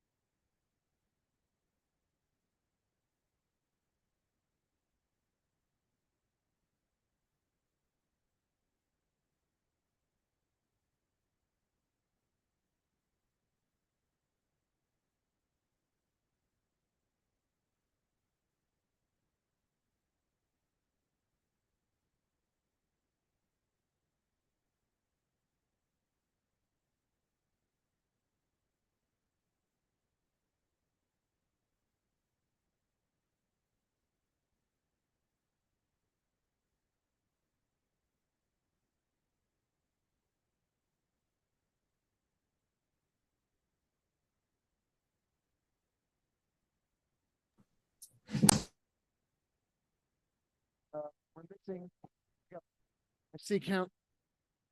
see one Zoom counselor, two. All right, we're all here. Madam Clerk, we're still live. Okay. I'm going to call our meeting back to order. Thank you, everybody, for being pretty good at sticking with the length of the scheduled break. I think it's always a good idea to break it up a little bit. We're going to open the floor for members of the governing body. I think, as we've done in a number of these forums in the past, if we can keep a clock that loosely is around 10 minutes per person, we can go around as many times as people want to go around, or use all or not all of the 10 minutes. But Madam Clerk, if you'll be a gentle timekeeper. And I want to start with our council members who are either hugging babies at the moment or feeling sick, or both, because you're on Zoom, and we're going to give you a chance to speak first. So Councilor Cassett, do you want to kick it off and take the floor? Either make observations, ask questions. I know you can't see very clearly the composition of the council chamber. We've got department heads, we have a finance team. So however you'd like to use your time. And remember, I know you already know this, but we're not voting on anything tonight. We're discussing options. Correct. So with Thank that, you. Counselor, I hope you feel better, and you have the floor. Thank you. Thank you. And I apologize. I'm slightly day-quilled right now, and I know you've all experienced me on that before. So if I don't make sense, let me know. I guess my question would be for you, Mayor, maybe for Director Lotero, but what are the next steps after this meeting in terms of the process by which these decisions are being made? Because we're getting a lot of feedback. We're having conversations with counselors. So I am curious how this starts to look moving forward. Well, it's a really good question. I think the first thing that I'm inclined to do after we hear from every member of the governing body and we adjourn for the night is to take the next steps in the process under advisement and get some suggestions without a rolling quorum about how the governing body would best like to proceed. But I also know that just procedurally, the only way any of these proposals, and what they are at the moment are proposals, would ever get effectuated is by bars being brought through the governing body process. Correct. What's a bar? A bar, Director Lotero, what is it? Could you explain to the general public what a bar is and how that works? Yes, Mr. Mayor. And get real close to the microphone. There we go. A bar is a budget adjustment request. So the bars will be coming through the council when we get to that point, after the list has been finalized, vetted, et cetera, on a department by department basis. That's when you'll have the opportunity to vote on it and see the details of what's going on. Thank you. Yeah, I get the process of how the bars, it was more how the proposals come forward. So sounds like that is a to be continued conversation. So I do appreciate that. I do want to thank every member of the public who came to express what it is that you're looking for, really great ideas. And again, I think a lot for us to chew on, which is why I think this process and how we move forward is going to be important. I do know that in speaking with a lot of my constituents in District 4, that there has been numerous requests for really the, hard infrastructure work, repaving of streets, looking at sidewalks, looking at our parks. So I do see this kind of, this general list from Public Works in terms of those determinations and how those proposals are coming forward. Again, is there a definitive list we're looking at? I know there's already been discussion of a bond at some point, and how we balance the best utilization of these dollars versus other funding sources. So this might be a question for Regina, but I know that I do have some streets on my radar in the district. I'm sure Councilor Chavez does as well as some park infrastructure needs. And so would be curious to hear how that list is being suggested as a solidified proposal that we will then be able to take a look Great. at. And while we're waiting for Director Wheeler to come up, I was speaking to a member of the audience during the break. I would say to everybody, I would make no assumptions at the moment about the bond issue. I think we've got work to do to figure out what that would look like, when, how much, how. We have had one meeting with our bond counsel just to go over the steps in the process. But I think I wouldn't make any assumptions at this time because there's more work to be done. So we're looking at this allocation as the real source of flexible funding for the moment. But Director Wheeler, you have been asked a very cogent question about what does the list look like? How is it constructed? What's the geographical distribution? Why don't you see what you can do to offer some more detail? Thank you so much, Mayor, members of the council, Councilor Cassett. Yeah, so as you know, the Complete Streets team is always assessing our roadways as they are maintaining and repairing them throughout the year. And they work together really closely to keep a list of where road repairs have really become ineffective because, patching doesn't work anymore. The pavement is sort of disintegrating around, and they cross that list with how much traffic is on that road. So is it a Cerrillos road, or is it a road that just has 10 residents on it? It's a cul-de-sac. So the logic is how much traffic, what is the condition of the roadway? And also, of course, a geographic distribution, as Mayor pointed out. We always spend our pavement rehabilitation money equally across all the districts because every district has its needs, and that's the best way to make sure that it's fairly distributed through the community. So it's the team that has got a list. We do actually have a list for this $3 million. Some of the roads that I've been in communication with the counselors are on this list. And then, we do have a list for future funding, which the governing body has been consistently funding pavement rehabilitation at about $3 million a year. And so we always have that list ready. Where's the next investment needed? Where are the roads that are no longer repairable? Where do we need to do the pavement rehabilitation? And just to add a little note that we're starting to do something that hasn't been done because we were beginning to catch up, and we've made some investments over the last 6 years, as I said, about $3 million a year. It's time to preserve the pavement that we've just laid down, and that's that crack sealing. You might have seen it in places before. It looks like a black slurry on top of the pavement, and it preserves the pavement. So we'll be mixing that treatment in as well to extend the life of the pavement that we've done lately, as well as making these new mill and fill, as we call it, milling and filling investments in pavement rehabilitation. Okay, thank you, Director Wheeler. A couple follow-up questions from that. I'll try to take them one at a time.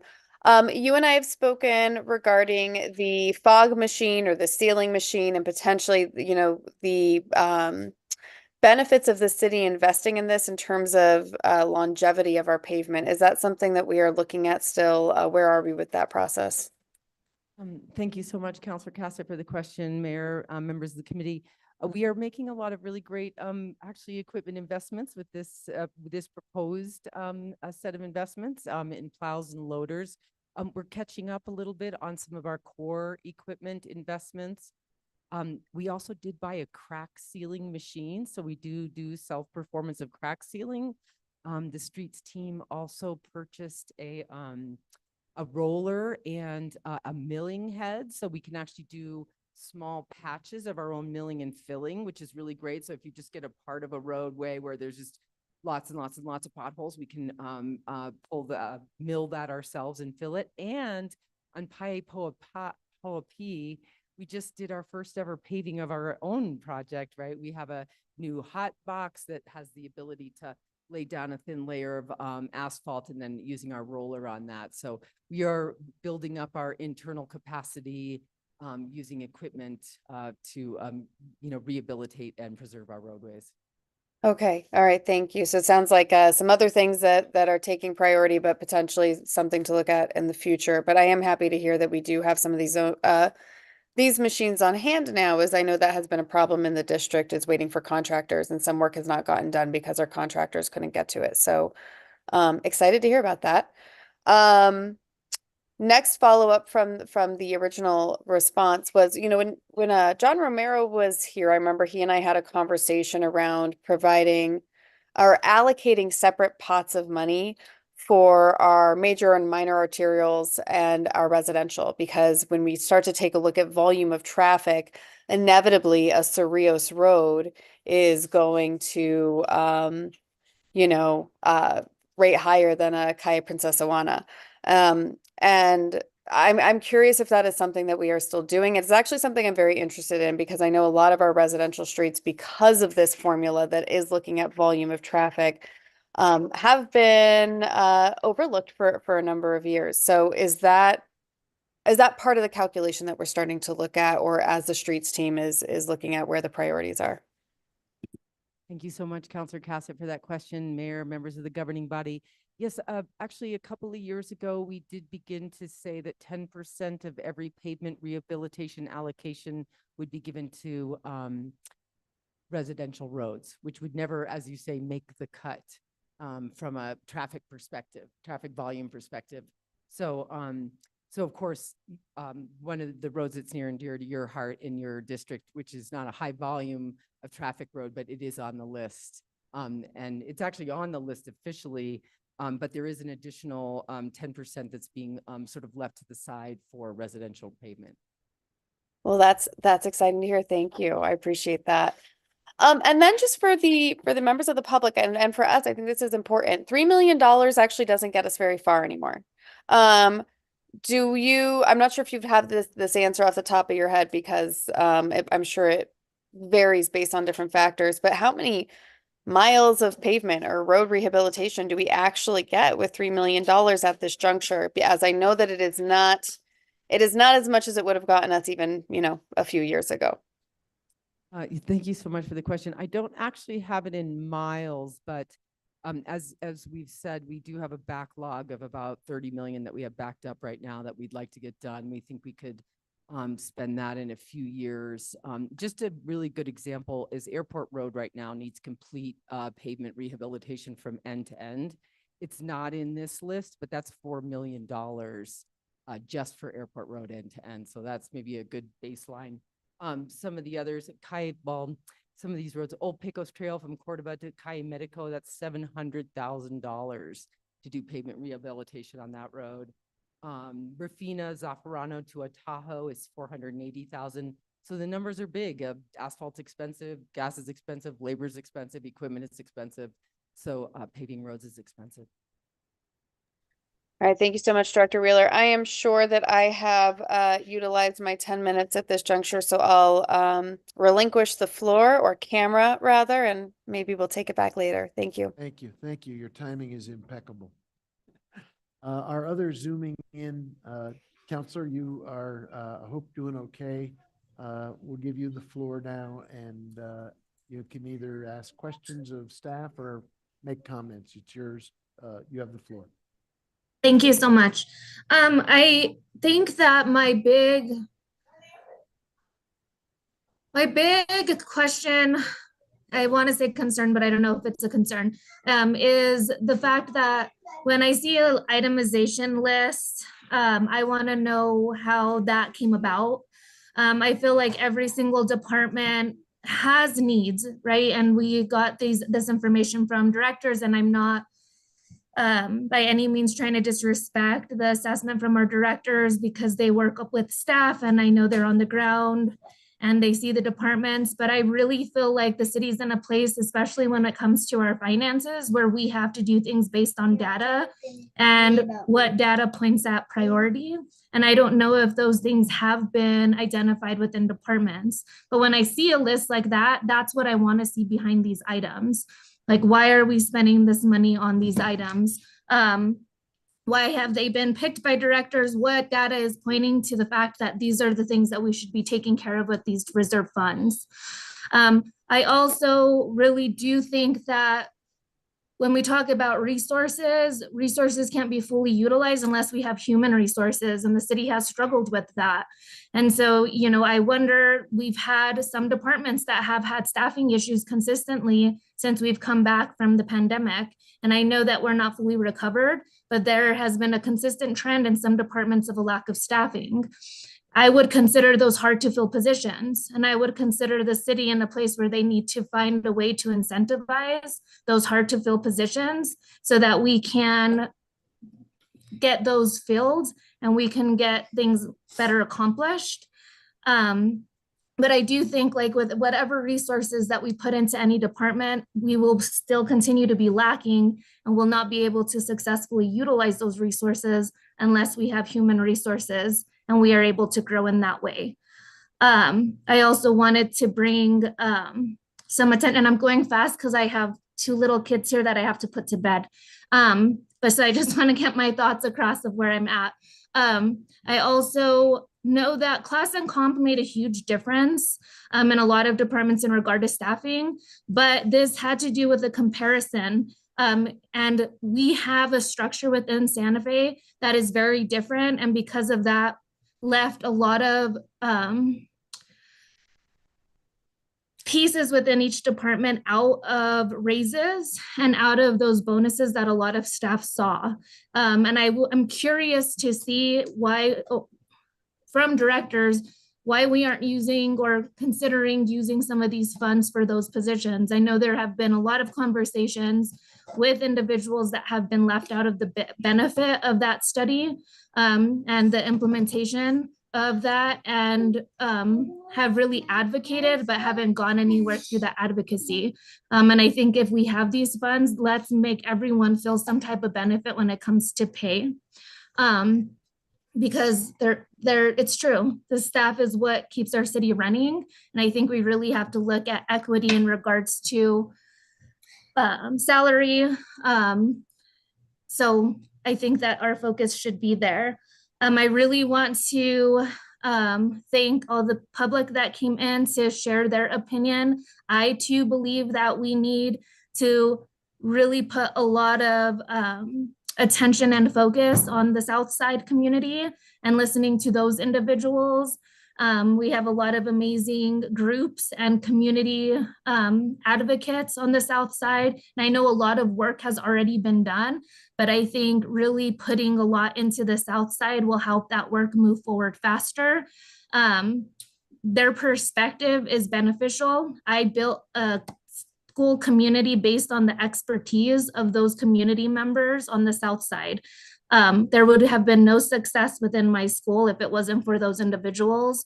So really leaning on them, and I appreciate a lot of them were here today, and how we could really help the South Side flourish more than it already is. There has been growth, but there's more work to be done. So those are my main points. Really investing into human resources, really looking at the inequities that came from the class and comp and addressing those, and really showing the public that we did our research when we're itemizing things that we want to invest in. I can't stress that enough. I know we've thrown the word transparency around a lot while I've been on council, but it's stuff like this that makes that come up so much when we have a list of items and we say, this is what the directors brought forward.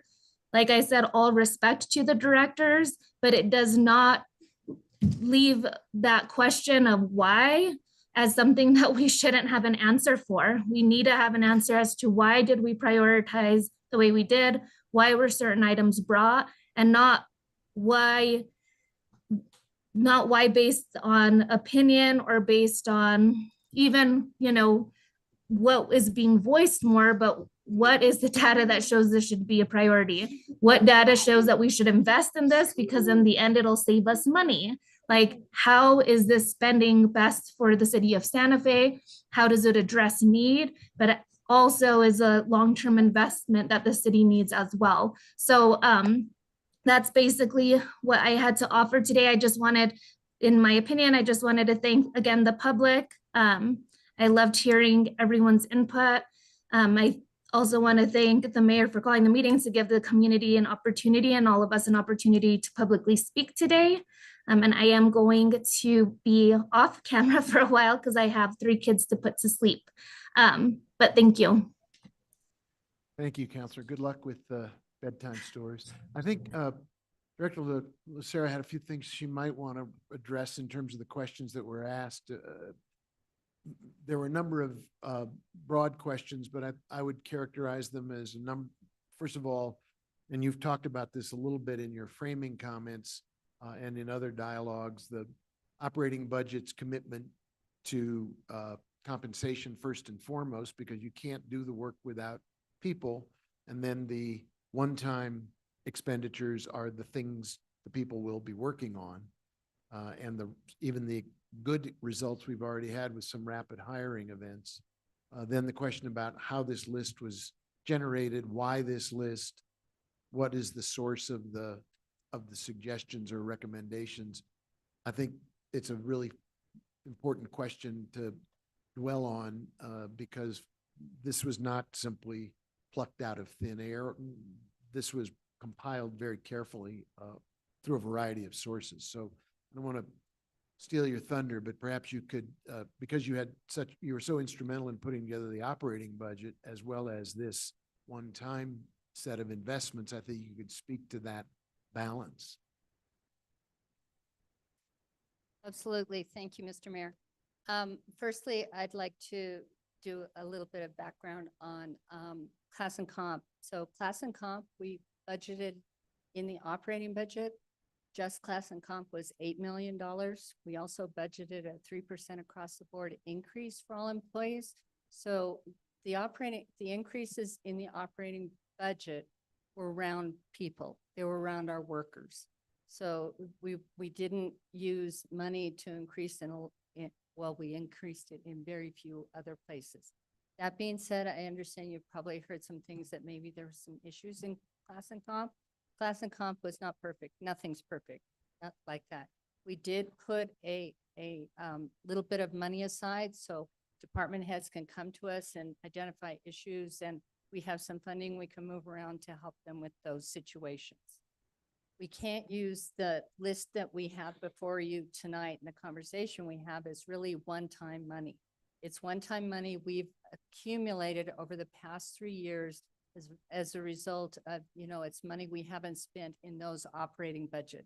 They're not recurring dollars. We can really only build salaries and benefits on recurring dollars, which we have done in the operating budget. But this list of projects is not that funding. And I know it's a little complicated, but it's worth spending a minute on why these projects, how were they sourced? I know there are at least 3 different ways they were sourced from my experience, but you and the department heads have spoken over months about projects for which there is no alternative, for which they feel the real sense of urgency, as well as some council priorities that came out during the dialogues with the development of the operating budget, as well as the voice of the community that we get in our inboxes every day. You may be able to talk to data as well, given your assessment of the cost and benefit of, say, new snow plows versus continuing to use baling wire and chewing gum to keep our existing machines going. Thank you, Mr. Mayor. Absolutely, there is a definite need for snowplows, and actually we've approached it from 2 angles. We are going to purchase snowplows, and my understanding with Director Wheeler is we're also going to lease some as needed.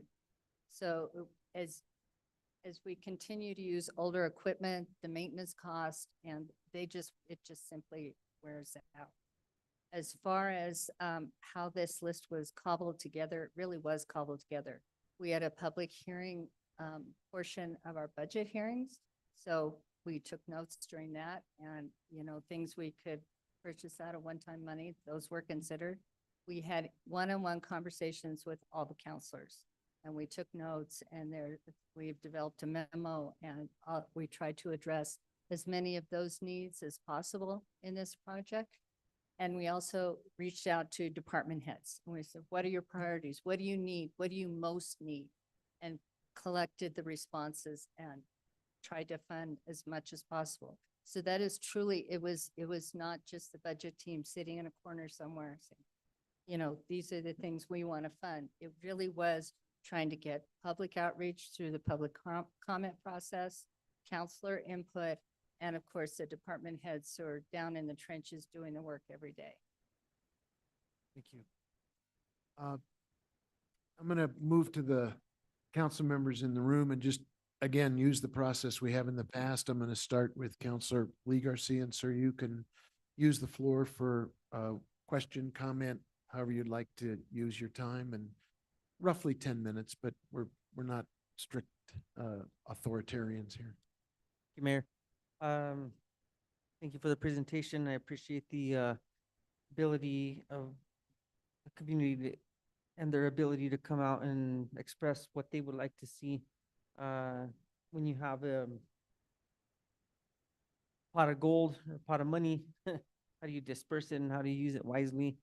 I think that's the biggest question at the end of the day. And when I look at some of the requests or some of the recommended expenditures for this one-time fund, I first want to give attention to things that we can invest in that will hold the most amount of weight and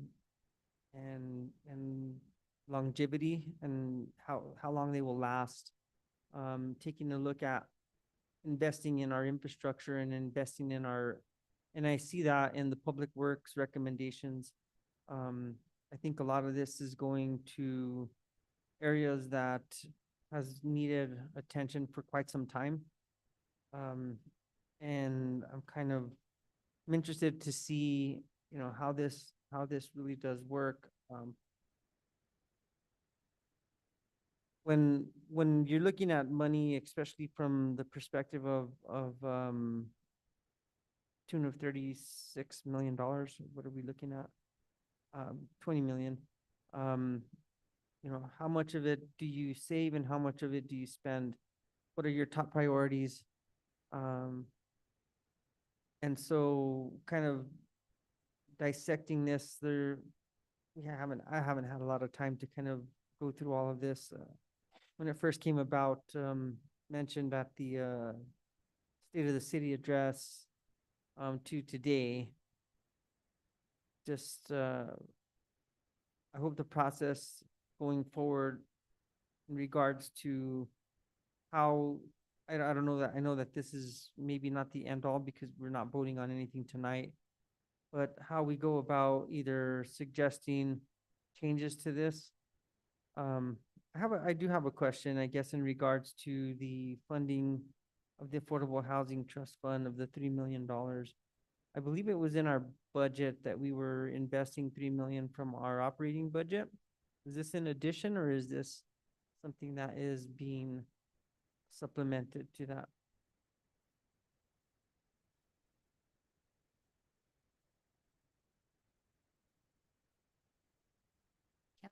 Yes, there is money we have budgeted in the operating budget, but our intent when we pulled out the 3 million in general fund that was committed to put into affordable housing every year.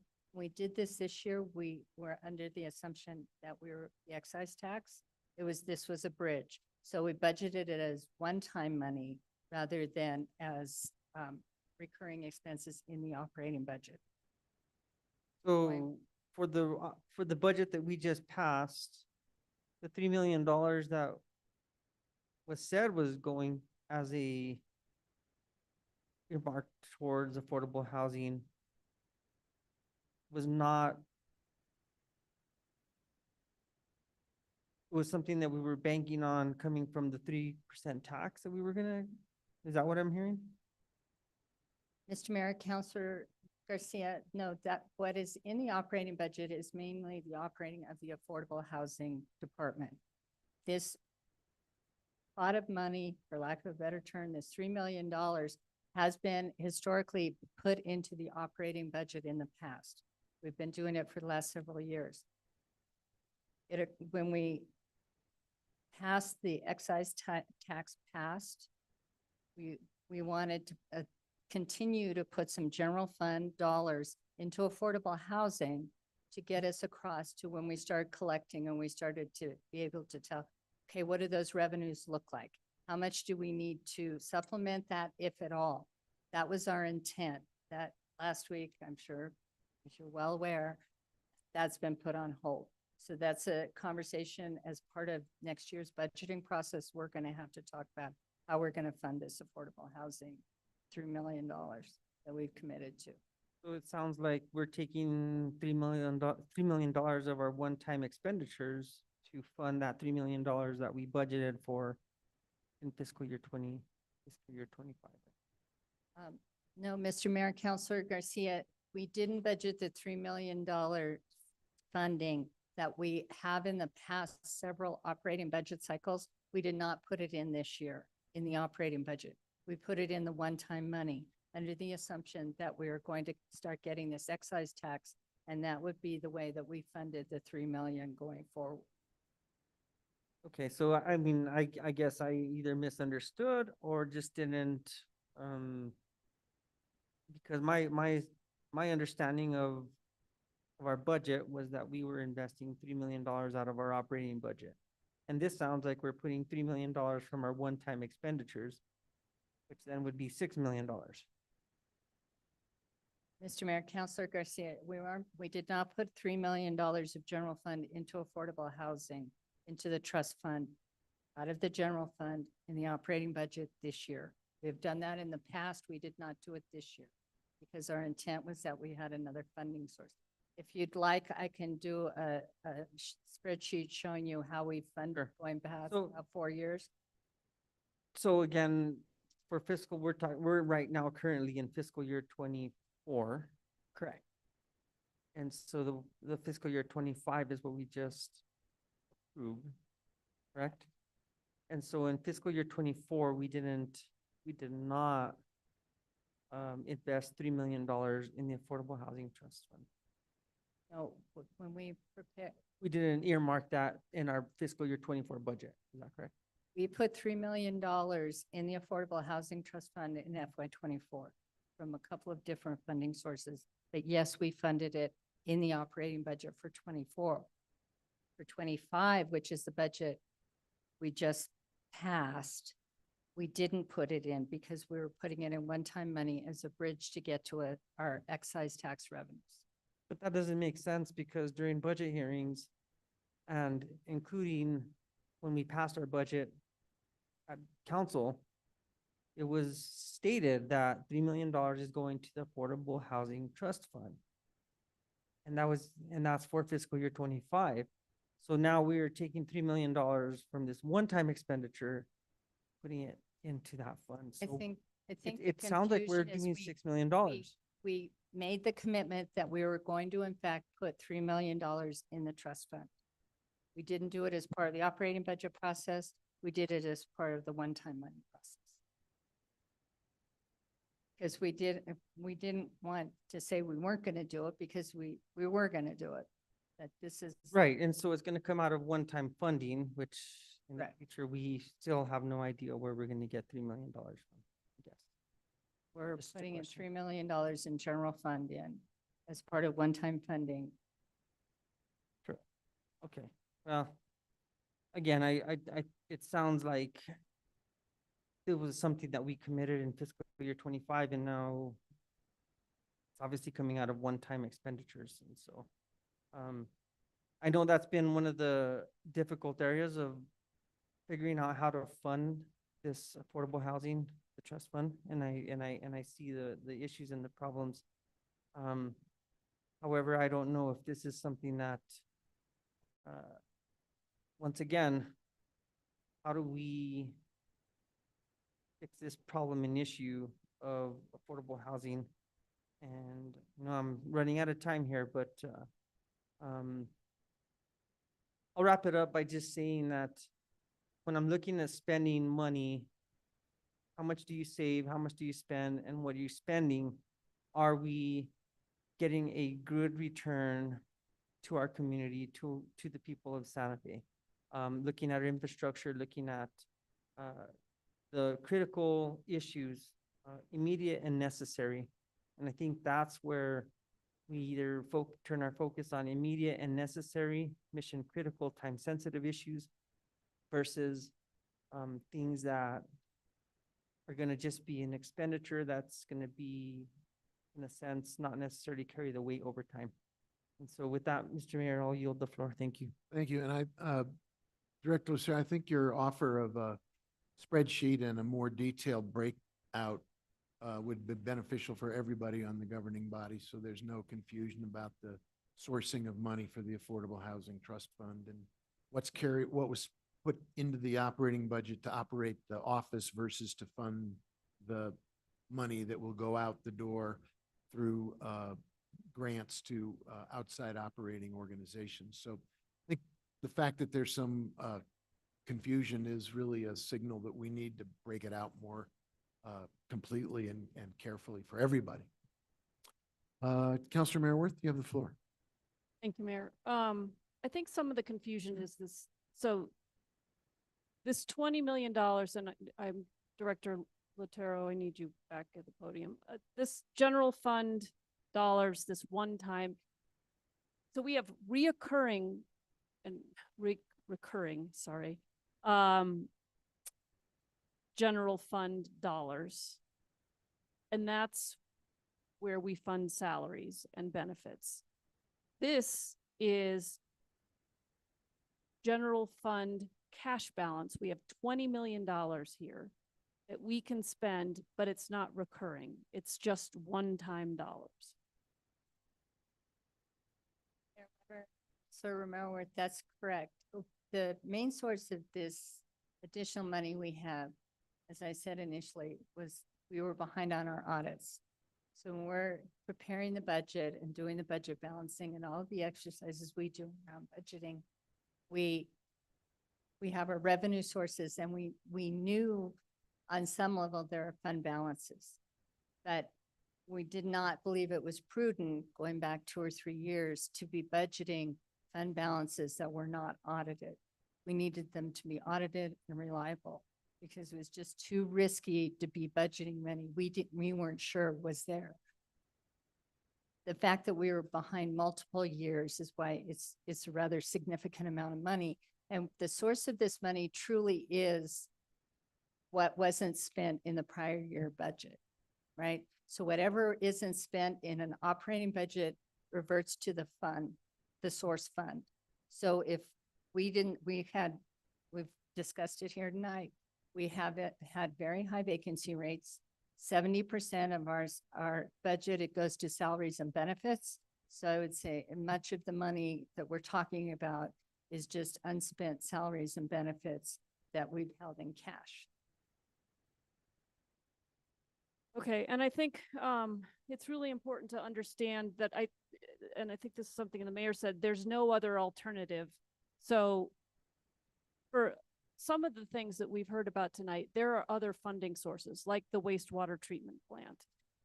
Money for that is coming out of the utility. It's an enterprise fund, the utility fund. So that money's coming from somewhere else, not out of the general fund and not out of this 20 million one-time reserve fund.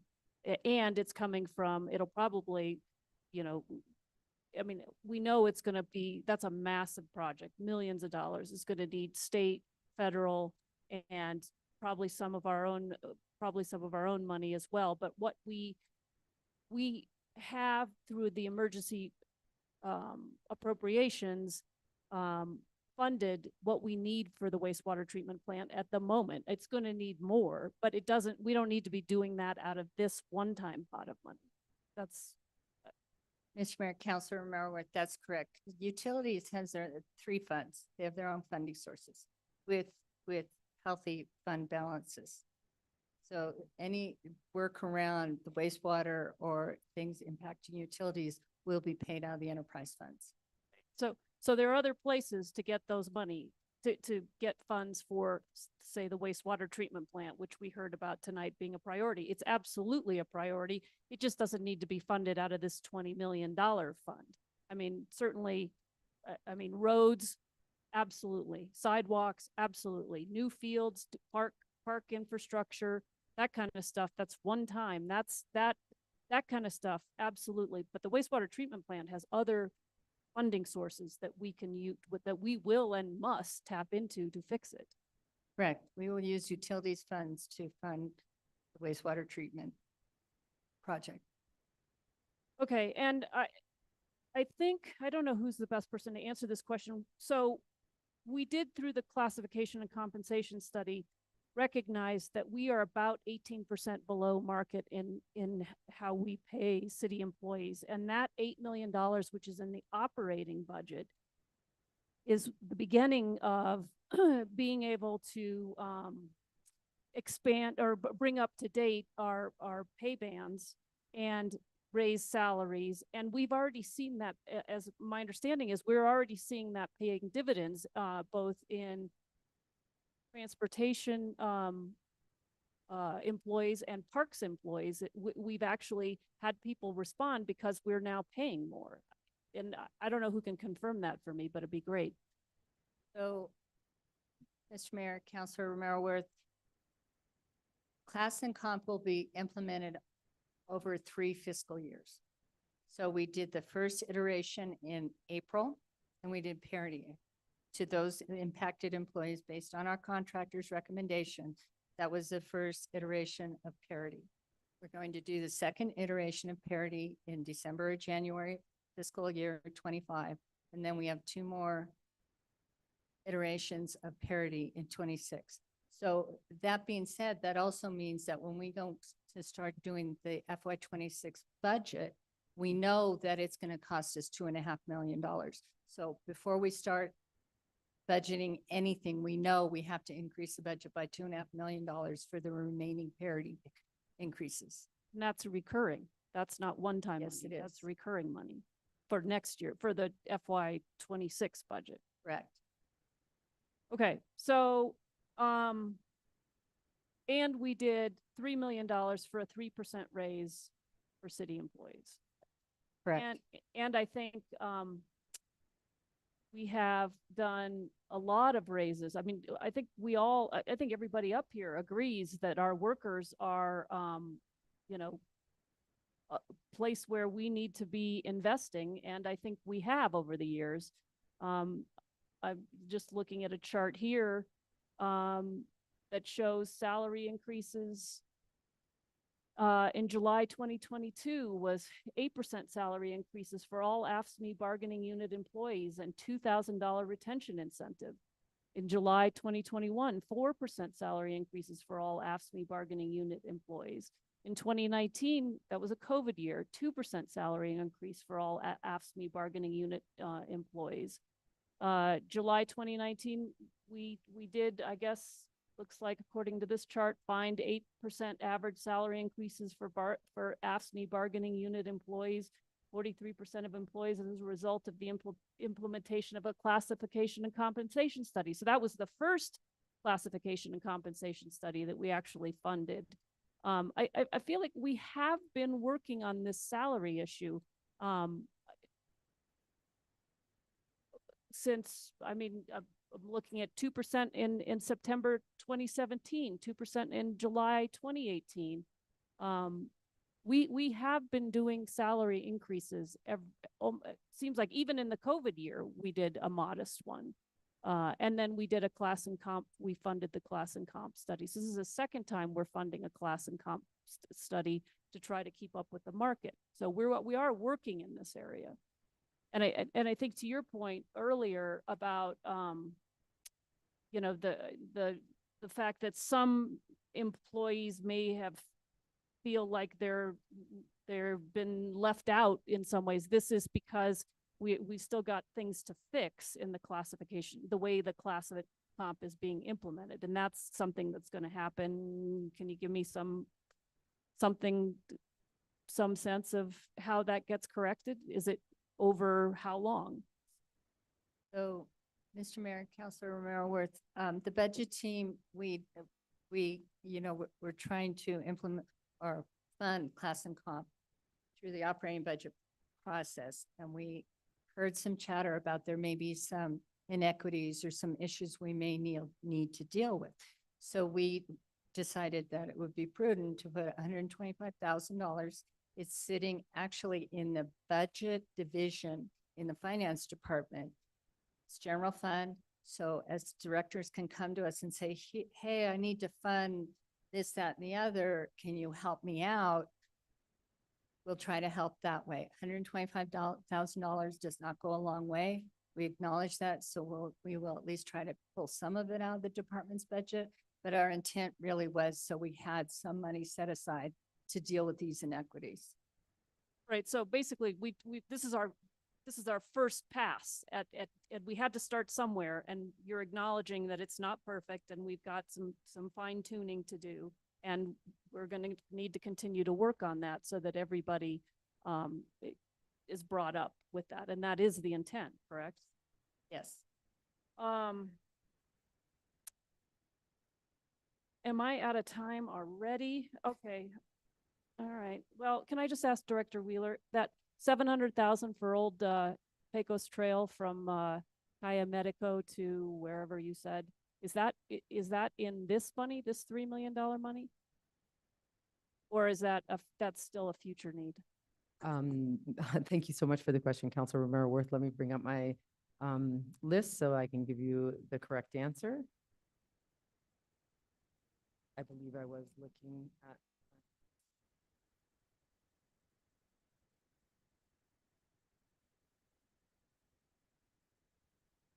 Yes, thank you, Councilor Romero Worth, Mayor, members of the governing body. Old Pecos Trail from Cordova to Cayo Medico for $713,000 is in this 3 million recommendation. Okay, and I think that's a great example of a road where repair isn't doing any good anymore. If you haven't had a chance to drive it, go see what a road that isn't responding to repair looks like. Thank you, Mayor. I'll wait my turn. Thank you, Counselor. Counselor Faulkner, you have the floor. But get real close to the mic, please. Better. Better. Okay, I have two kinds of questions. One, if I could get Director Wheeler back up here. This is going to be your night, Regina.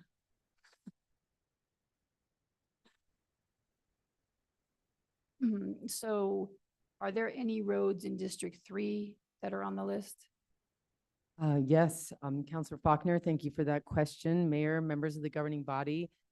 Two major roads, actually, South Meadows from Airport to Jaguar for $660,000, and then Vuelta Dorada end to end for $96,000. Wait, is there, so the part of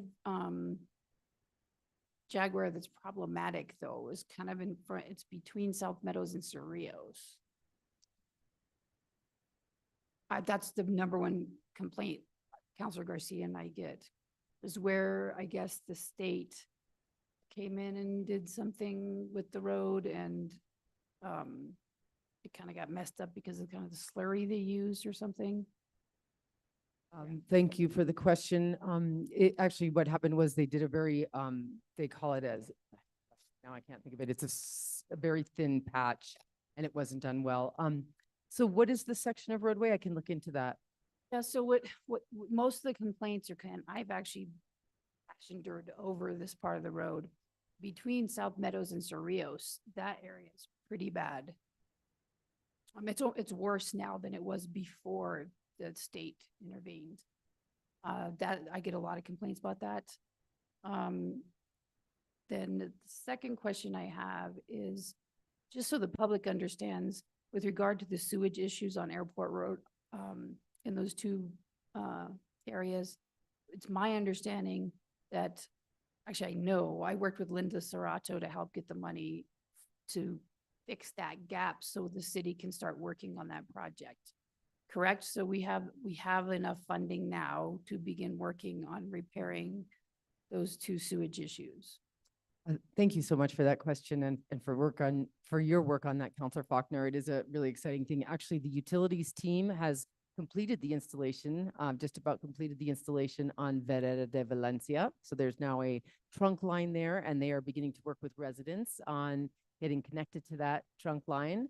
And Jemez Road will be next. We're just receiving those funds as the grant agreements come in now that our audits are done. We're just receiving the funds, and I think you'll be seeing that grant agreement come through the governing body for approval. It's $400,000. And that will, I imagine, pay for most of that installation of that trunk line for Jemez Road. Excellent. I'm glad you guys got that work done. The other question I have is, I know that in order for the homeowners to connect to the trunk line, it costs like approximately $3,000 a household. Yes, Counselor Faulkner, Mayor, members of the governing body, it's in that vicinity. Okay, and these are trailer parks for the most part, correct? Interestingly enough, they're privately owned lots in a trailer park kind of situation. I'm not sure of all the details, but that I do know Utilities is working with some of the folks that own their property and want to get connected. So in total, how many units? Like, could you just estimate how I'd much? say 10 probably in there. It's like a little tiny, yeah, trailer park. Right, so it would be about $30,000 to help these families connect to the trunk. Thank you for that question. You know, that would be a new realm for government to start hooking private properties up to the sewer trunk, but it is a realm I think that obviously the city's certainly interested in. It would have been prevented previously under anti-donation, but since we've had the amendment to the Constitution of New Mexico, that type of thing becomes possible, especially when you have like income qualified. I don't. My understanding is that there's policy required to create the roadmap for making those investments to assist people. Yeah, my understanding from the state is that we can do that, that the policy is in place, but I mean, we can double check that. I'm just trying to wrap my head around how we can help some of our most needy members of District 3. The other question I have is, okay, the sewage. I was gonna follow up on the wastewater treatment plant, but Carol called with that. So on the finance end, could I get someone from the finance department up here? Oh, wait, Regina, one other question, sorry. Sorry. Do the garbage trucks really don't have air conditioning? That's not my department. I'm so sorry. I thought the is it? same exact thing. Used to be my department a long time ago, but it isn't anymore. You probably know better. Who's it But now? Counselor Faulkner, if I could just answer a previous question, I believe that Jaguar Drive, we're still in the process of spending the 3 million that we were appropriated on pavement rehabilitation last year. We have purchase orders cut, and I need to check our list, but that Jaguar Drive piece is probably on the list to be done this summer, but I'll verify that for you. Okay, awesome. Excuse me, and I'm sorry I can't answer the question about the garbage truck. Can anyone answer the question? Counselor Faulkner, I have the same question. I had not heard that issue. But I will reach out to Director Dupuy tomorrow and I will get back to Yeah, if that is true, I think that should be a priority. you. Okay. They're picking up trash with no air conditioning in the summer. That is inconceivable to me. But, okay, and then back to finance questions. What was the process that took money that was salary, which was reoccurring funding, that was left over? It goes into the general fund, and then what happens, what decision is made, or what's the process that then says, okay, now this is going to be one-time funding? So, Mr. Mayor, Counselor Faulkner, we have actually been discussing an idea that I'm a member of GFOA and I'm on the Budget and Finance Committee on the national level. And some municipalities do this where at the end of the fiscal year, they determine how much they have left over that they have not spent in salaries and benefits. And that's pushed into their capital funding. Because it's not recurring, because it's really based on how many vacancies you have, money that isn't spent. But if you're looking at, if I'm projecting out a budget for a department, I'm looking at all the positions and all the benefits associated with that. Those positions, it's very rare for them to be fully staffed for the full year. And we do impose a vacancy credit as well on top of that to try to accommodate some of that. But especially when you're, coming out of COVID or during COVID, we had significant vacancy rates. I can tell you that in finance, our vacancy rate at one point was about 40%. So that's how that cash accumulated in the general fund. It can't be, it's not recurring money. It's not like the GRT where we're basing our revenues. It really has to be utilized as one-time money, because since that time, maybe 20% of those positions have been filled and the recurring dollars need to be available in that department's budget to pay those positions. And is there any, how do part-time workers, like seasonal workers, how does that play in? Like, if we say weeds, we all know weeds are gonna become a big issue again. Could some of this money for this one-time installment be used for something like that? Because it's just a seasonal, it's not a reoccurring necessarily.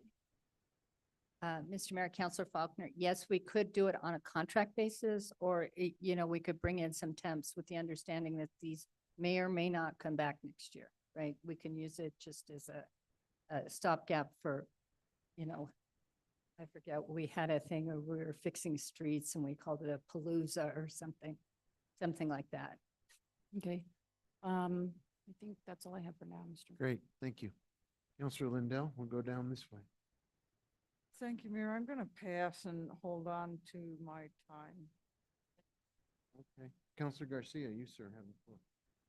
Thank you, Mr. Mayor. I really appreciate it, and appreciate the opportunity to really dive into these reserve funding and all the additional amounts of funding. I think this is what my colleagues on the council had called for. Didn't anticipate be given a laundry list of how to spend it. I thought that was going to be an opportunity for us as a council to really discuss based on our needs. We've heard from our constituents, as well as maybe have a collaborative discussion on how the reserves could be spent. So I just want to stress that just because there's not a project on this list doesn't mean the council is beholden solely to this list. I know that there is some concern around some streets not being part of this. Well, we have the ability to say, well, we want to allocate X amount of money for a certain street or a certain project. So I want to make sure my colleagues are aware of that. This document is not the Bible by any means.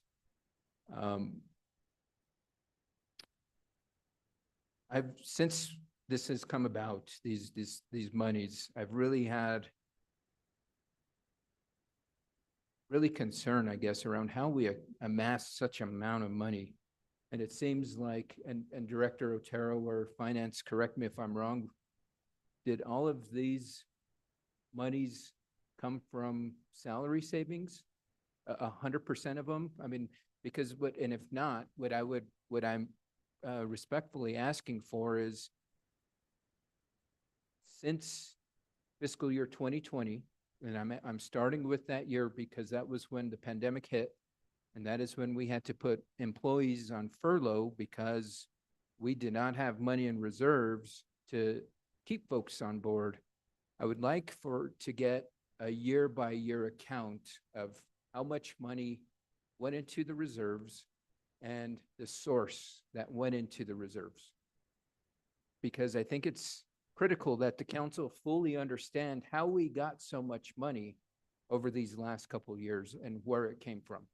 I think that that critical information should be given to us, and then we can make the decision and determination how we allocate these resources. Because I think if some of them come from salary savings, do we go back and invest in our staff? If some of them's coming from other savings, does it go directly back into that pool of resources? So I am asking for the breakdown, and I know, Director Otero, if you don't have, I probably don't have that now, but I would ask for, before any bar is brought forward before this council, that we have that breakdown provided to us. I would, if possible, by the first meeting, by the first meeting in June, in about 2 weeks. That way the council can really begin to dive into how we look into these reserves. I mean, Councilor Garcia brought up a great concern I had during the budgeting process because the numbers weren't matching up. And I couldn't figure out how we were allocating $3 million to the Affordable Housing Trust Fund when we hadn't really spent that much. And now the numbers are matching up in regards to, well, we were hoping to use one-time funding to allocate for that. And I mean, and to that point, there was even an article written in the Santa Fe New Mexican on April 23rd, 2024, that states Santa Fe to keep putting $3 million into affordable housing fund. First sentence, Santa Fe will continue to put $3 million from the general fund into the Affordable Housing Trust Fund for the upcoming fiscal year. I don't think that's the case. And if that is the case, then we should have, I'm sorry, Counselor Lindell? We should have $7.6 million in there because we allocated 4.6 this year with the additional 3 this year. 7.6 million should be going into there. That's what the math is saying. So I think we need to have a full accounting of, is all 4.6 million appropriated? And I think that's what I was understanding during the hearing was, or even after the fact, I think we got an update from the Affordable Housing Trust Fund staff that there were contracts going out the door. And I think that's what it kind of tallied to that 3.8 million. So that's another ask I've got for staff is to have a full itemization of how we were spending that money. And I think that way the public is well aware. Question, Director Otero, because I did not see it on this sheet. Work-based learning program. It was on the presentation, but it's not on the spreadsheet, or at least I could not find it. How much money is going towards that program or proposed to go towards that program? The work-based learning program, that's the program that's in partnership with the city and the schools.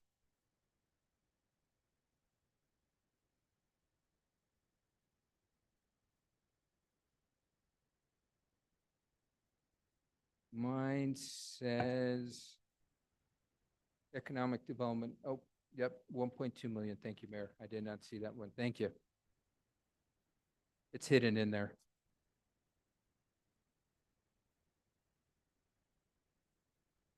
Gotcha.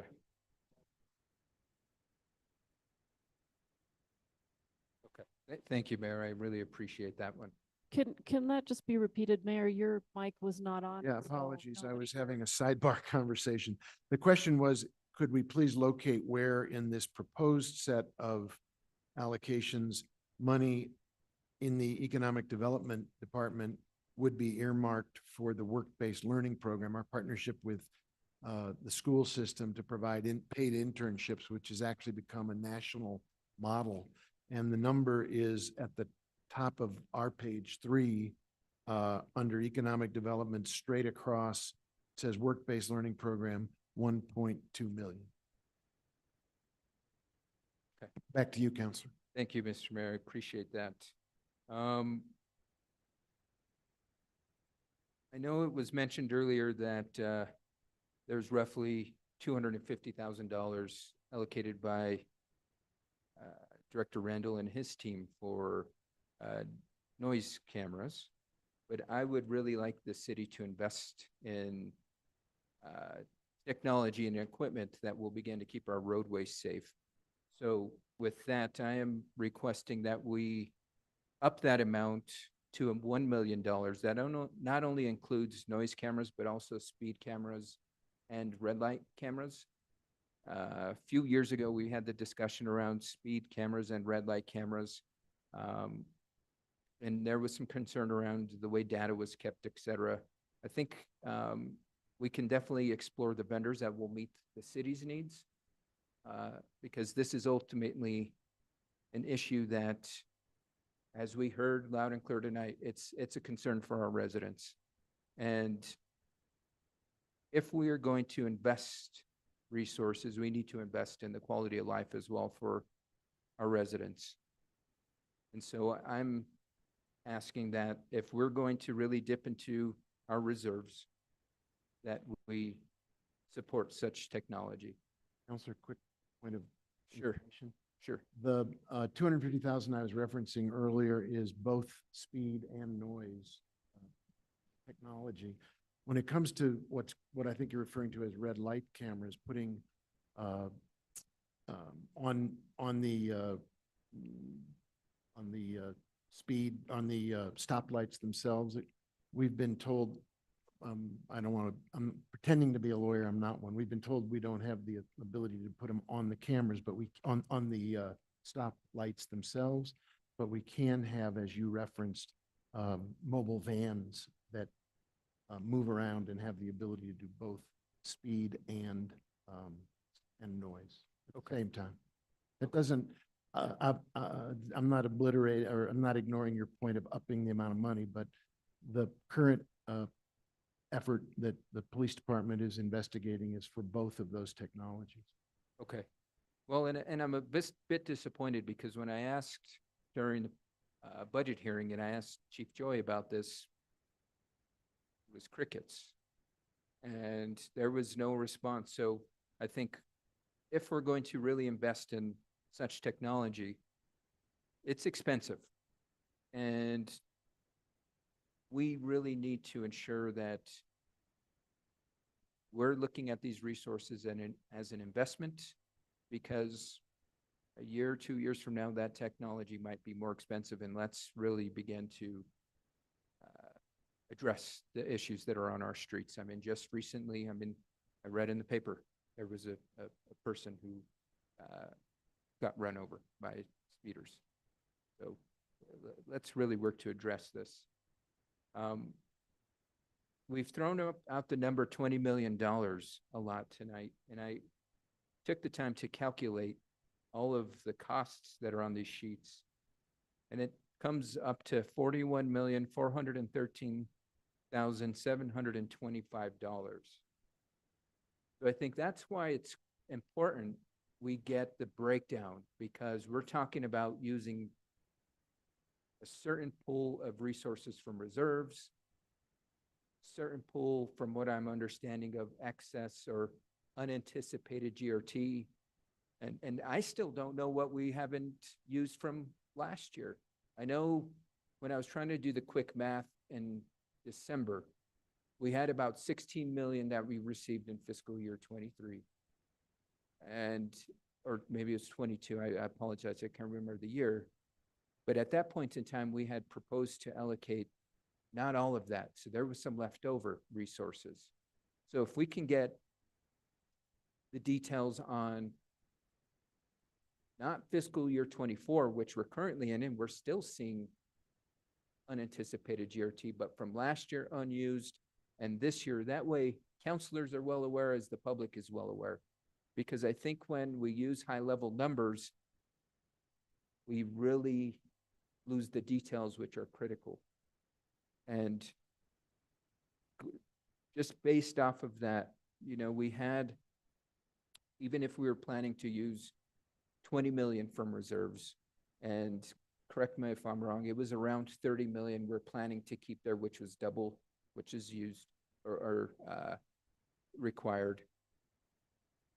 I was told in February that we had $62 million in reserves. So that's another 10 million that's unaccounted for. If we've got 20 we're planning on using, 30 that's going to be in reserves, where does the other 10 million going? I can't account for that. So if we can really, this is where we need to get the numbers. We need to get the data to help us make the decisions to ensure that we're, one, being fiscally responsible. Two, we're prudently planning for the future for unanticipated expenses. And three, we're really setting up our future government for success. Because it was not a great feeling of not having resources in our reserves and having to put employees on a furlough during the pandemic. That was the worst feeling ever. And I'm not saying we're going to do that, but we need to plan for unanticipated costs such as that. Whether it's a culvert that goes out or, as said many times, and I know it's a different expense, but looking at wastewater treatment plant upgrades. I mean, we found out last week that, you know, we spent $7 million on this study. There's going to be additional costs to implement the recommendations. And so that's a fund that is not endless either. And we we really need to ensure that as we're moving forward with looking at the needs of our community, we're truly looking at investing what we can, because we can't, as a resident said earlier, we can't fix everything. That's hundreds and hundreds, if not $500 million it's going to take to fix everything in this city, and we just don't have that, unfortunately. So, Can we come back around to you next time? yes, absolutely. Sorry, Mr. Mayor. No, you're fine. I just want to make sure everybody gets a fair shot, and you'll come back around, I promise. Councilor Castro. Claro que sí, muchas gracias. Quiero tomar esta oportunidad para hablar un poco sobre lo que nos dijo la comunidad acerca de interpretación. Ahorita no tenemos ningún tipo de interpretación aquí en la Cámara de Comercio, perdón, en la Cámara de los Concejales, y sé que estamos invirtiendo un poco de dinero en parte en la Cámara de Comercio, en diferentes organizaciones. Yo creo que en particular ese dinero que se puede estar usando en OED también, que estamos viendo acá, con internships y con diferentes personas que podríamos agregar a nuestro equipo, podríamos no tanto solamente tener un intérprete aquí en cámara, pero podríamos también invertir estos fondos en tener más interpretación, en tanto con palabras y diferentes modos de tecnologías que podemos tener. Yo sé que hay un tipo de tecnología que es muy, no diría barato, pero no nos cuesta mucho, que podríamos tener, yo creo que dentro de las próximas 2 semanas, y estamos trabajando con Director Wheeler para ver si podemos agregar eso, pero son cosas muy fáciles que podríamos hacer aquí en cámara que no las estamos haciendo y no estamos invirtiendo en nuestra comunidad. Aparte de eso, también tengo algunas preguntas en particular acerca de cómo estamos invirtiendo estos fondos.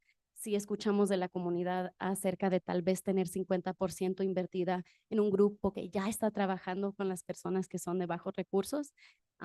Escuchamos también otra presentación acerca de esto, de Economic Development. Creo que ellos hicieron un mapa acerca de dónde hay más necesidad en la ciudad, y creo que nos debemos de basar en eso cuando estamos hablando de invertir dinero, acerca de quién lo ocupa más.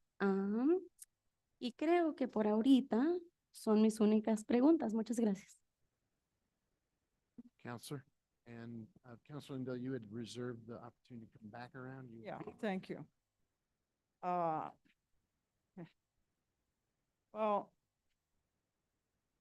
I love this list. I'm thrilled that we're able to do this. We keep saying it over and over and over again that this is one-time money. So it's about projects. Not my pet projects. I'd like it to be. But these are projects that are brought forth, I think, pretty much by staff. They know the critical needs that we have.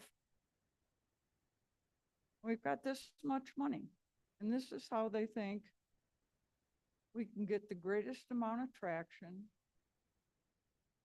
all of our constituents.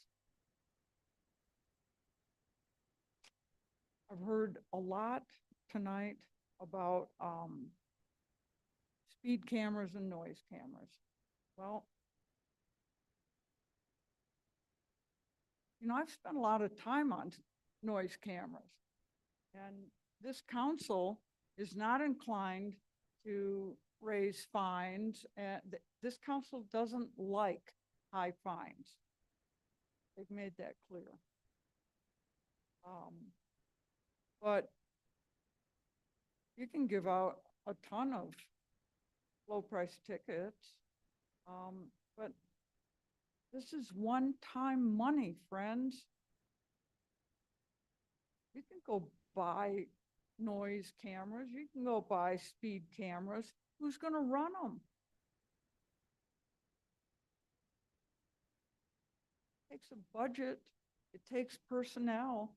Last time I talked with the police, I think Chief Joy told me that they'd need 5 employees to run a noise camera set up and all that that takes. So let's be real about this list and what we can get. It's one-time money. We should be thrilled about this. We can get some projects done that, I mean, I just looking at the sheet here, Rego Field, baseball turf, 1.3 million. Isn't that terrific that maybe we can get that baseball field done?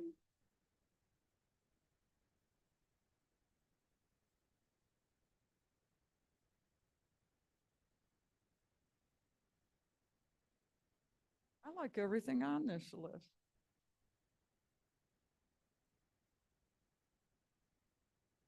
I'm happy that the directors put it together. It's not our personal little pet projects.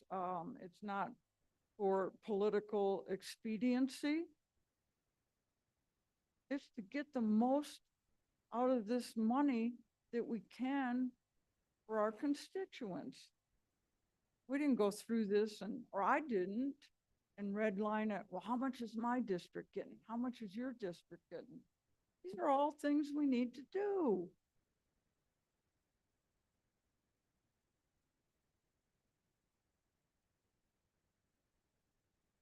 New ambulances. I bet we need them. I don't really know that much about the program that Councilor Garcia mentioned, work-based learning program, 1.2 million. Must be a pretty good program. Just because I don't know about it doesn't mean that it's not a fantastic program. Probably is. I'm glad we have 1.2 million to put toward it. So that's where I am with this list. I'm thrilled about it. And what I also know is that nothing on this list is getting a check until the council votes. I mean, every one of these things is going to come as a bar. I get to vote on it. If you don't like it, vote no. If you like it, vote yes. I like these projects. I'm thrilled that we have some money to do this. I've been here during some years that wasn't that much fun. We didn't have any money. So that's where I am with this. I love this.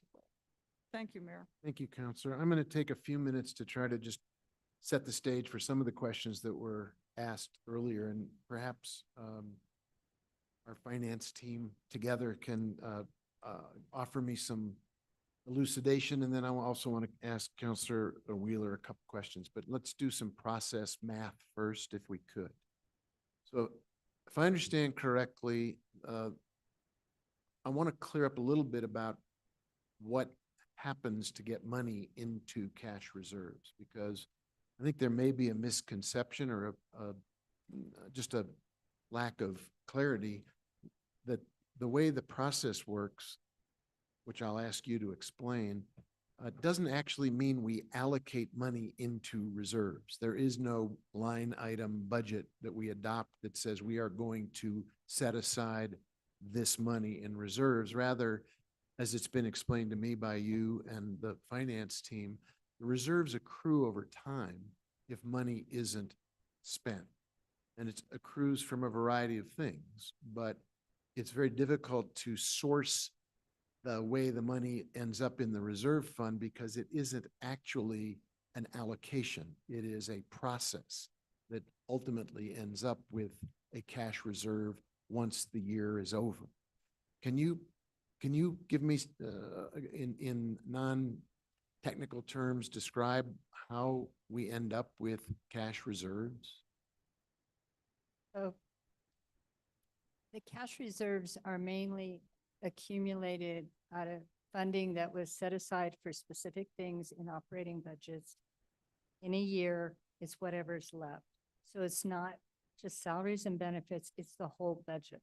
Here's what we thought we were, because the budget is kind of a guessing game, right? We get together and we say, okay, here's what we think our revenues are going to be.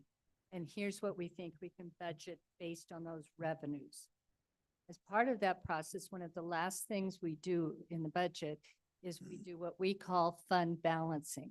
That means that we look at all the funds and all of the expenditures we budgeted.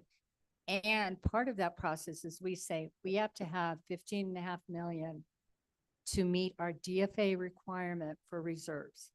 That's mandatory. So in some sense, we're taking the cash reserves and saying $15 million. One of the other things we do with the cash reserves is we have various areas in our departments that we have to transfer, we have to subsidize. Recreation is a really good example of that. They do not bring in enough money to support themselves. And that number changes. It depends, during COVID, they were getting nothing. So we subsidized them a lot. Now we're not subsidizing them as much, but those are a couple of the last steps we do when we're preparing the budget. So some of the reserves are set aside and some of them are subsidizing departments. And then we have a number that we think, okay, here's what we have left sitting in our cash reserves by fund. Because I understand Councilor Garcia's confusion about what's on this list, because it's not just general fund. We're also budgeting some capital money. Capital gets about $10 million in revenues annually. So it's about $6 million that we know we have in cash in 365 is the infrastructure or capital fund that we've also budgeted. So I understand it's a little confusing. I want to just make sure I know this sounds like arcane budget language, but it matters that we do our best to be as transparent as possible about what it means to have a cash reserve. If I understand it correctly, it is not at the beginning of the budget cycle, while we know we have to have $15.5 million to meet our state requirement, by the end of the year, we could have accrued more than that if money that was budgeted doesn't actually get spent in the course of a fiscal year. It will, in a way, end up swept into the cash reserve fund. Right. And that's why it's not a simple matter of saying, well, where did this dollar amount come from? It came from a variety of unexpended, anticipated investments or pay out contracts. If they don't get spent, it will end up swept into the cash reserve. And you really can't predict how large that number will be, particularly if the audit hasn't been completed, but it's also hard to predict if the contracts will be spent, if the positions will be filled, if all of these anticipated planned expenditures don't all happen the way they're anticipated to happen, those dollars will end up in cash reserves, which is how over time we ended up with that significant amount. Second point I wanted to see if you could add some light and clarity to. There are actually three things that had to happen before you all got to the point where you could identify $20 million as a reasonable amount to put toward these one-time expenditures. First thing you just mentioned, you had to do what I've heard you call true up some of our accounts. That means when there needs to be a transfer from reserves into some of the other accounts that need to be subsidized, that has to be done. That amount gets subtracted from those cash reserves before we go forward with any expenditure. And that may answer Councilor Garcia's question about what happened to that $10 or $12 million that he had been told was there. It ends up being used to true up or subsidize accounts that were not meeting anticipated revenue in their own account. The second thing you've identified is a $31 million reserve that is 2x from what the state requires. And that does speak to the point about how do we make sure we have an adequate rainy day fund. We never want to be in a position where a catastrophe, we've had natural disasters, we've had pandemics, we've had failed infrastructure that was aged and needed to be completely rebuilt. A $31 million reserve is a very prudent thing to do, which then leaves us with about the 20 million that's in this.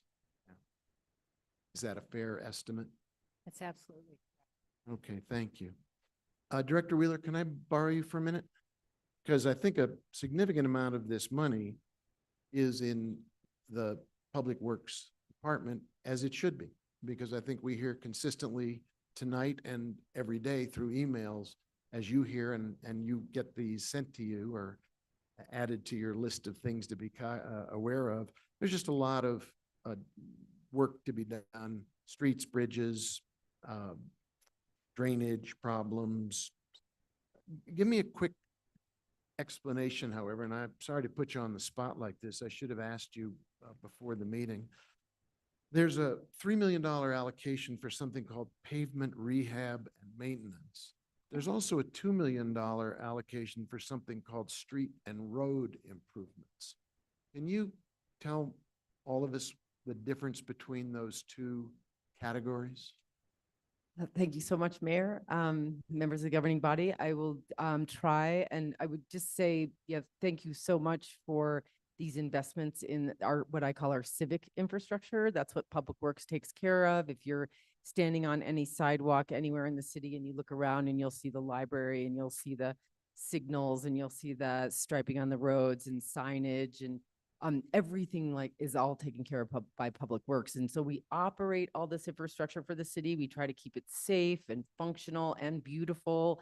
And these kinds of investments really help with that goal. Our crews and our teams and our engineers are faced every day with the challenges of and where we need to make investments. And these are the ones that come to the top of the list.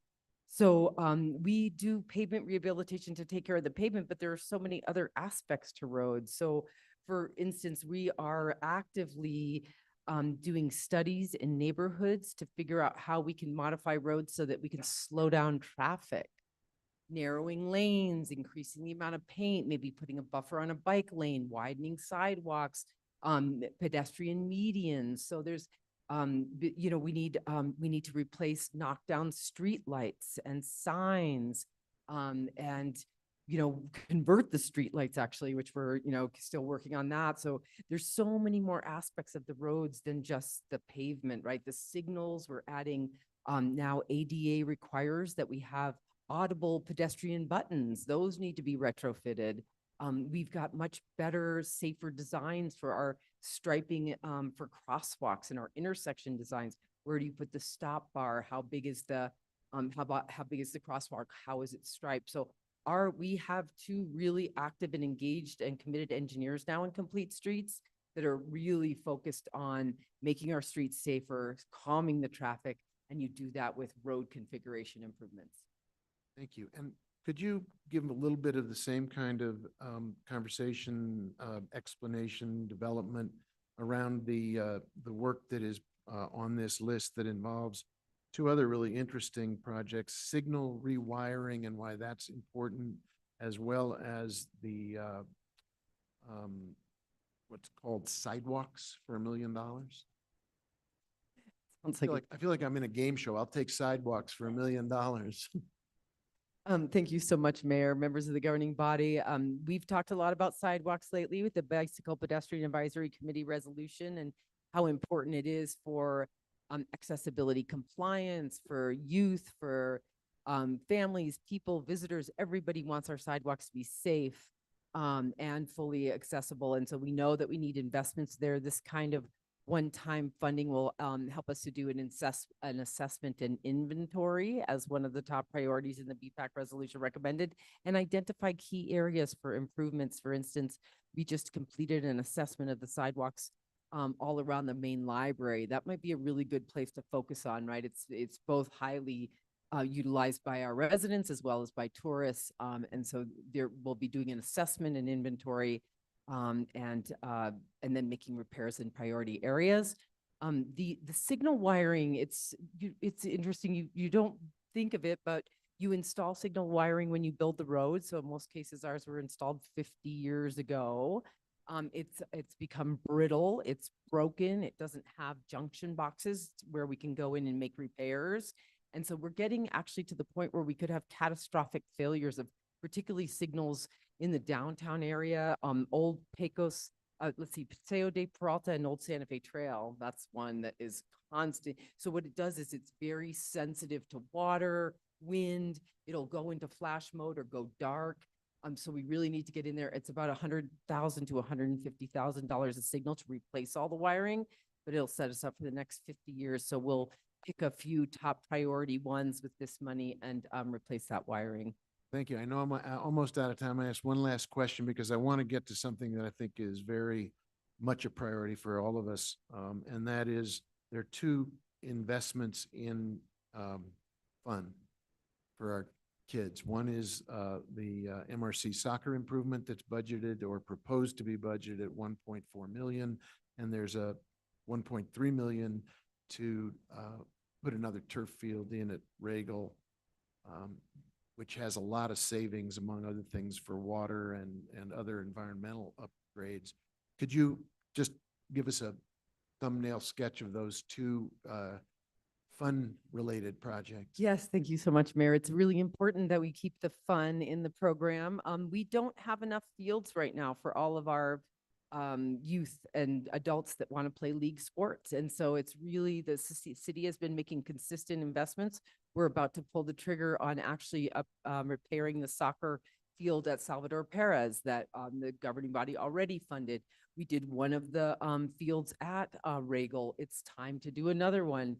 These artificial turf, as Mayor said, saves water. It's a more consistent playing surface. It's safer, easier to maintain. So this is one of those cases where we're making an investment that does save us money, right? It reduces the maintenance and the water use, which costs us money. So, and then of course, Soccer Valley is a really exciting project with money coming in from the state as well as the city, as well as potentially private investment that'll make a really exciting new soccer complex for the city, which will be well utilized. Thank you. I know I've used my time, so I'm going to stop there. I'm going to go back to Councilor Cassett if she's feeling well and wants to take another 10 minutes. If I assume I know we got a note from Councilor Chavez that she's got to go tend to some other responsibilities. Is Councilor Cassett still with us? I am here. I am not Okay. going to turn on my camera though, because I look about as great as I feel. Well, you have the but floor. thank you. So I do have just a couple questions, following up, looking at the list. Taking a look at the move to Market Station for land use, it's a $1.5 million move. I'm curious what is going into that. And then it says $3.5 million to move ITT. What is it gonna be using up that 1.5 to move them over? Mr. Burnett, can you shed some light on that question on behalf of Councilor Cassett? Absolutely, Mr. Mayor, councilors, Councilor Cassett. The $1.5 million would go into essentially reconfiguring the unused space in the Market Station building. Setting up new offices, reconfiguring the lobby, and essentially prepping the space for a new use. Are we talking about the previous offices that were used for Public Works, or are we talking about the Boneyard?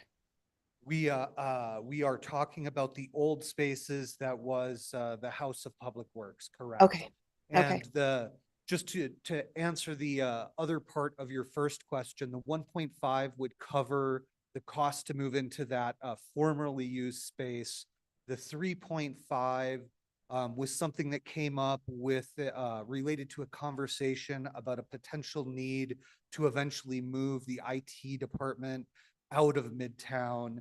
We were looking at doing that in the Boneyard, which, as you can tell by the name Boneyard, has quite a bit more work that would need to be done in order to prep that for housing staff, which is the the differentiation between the two price tags.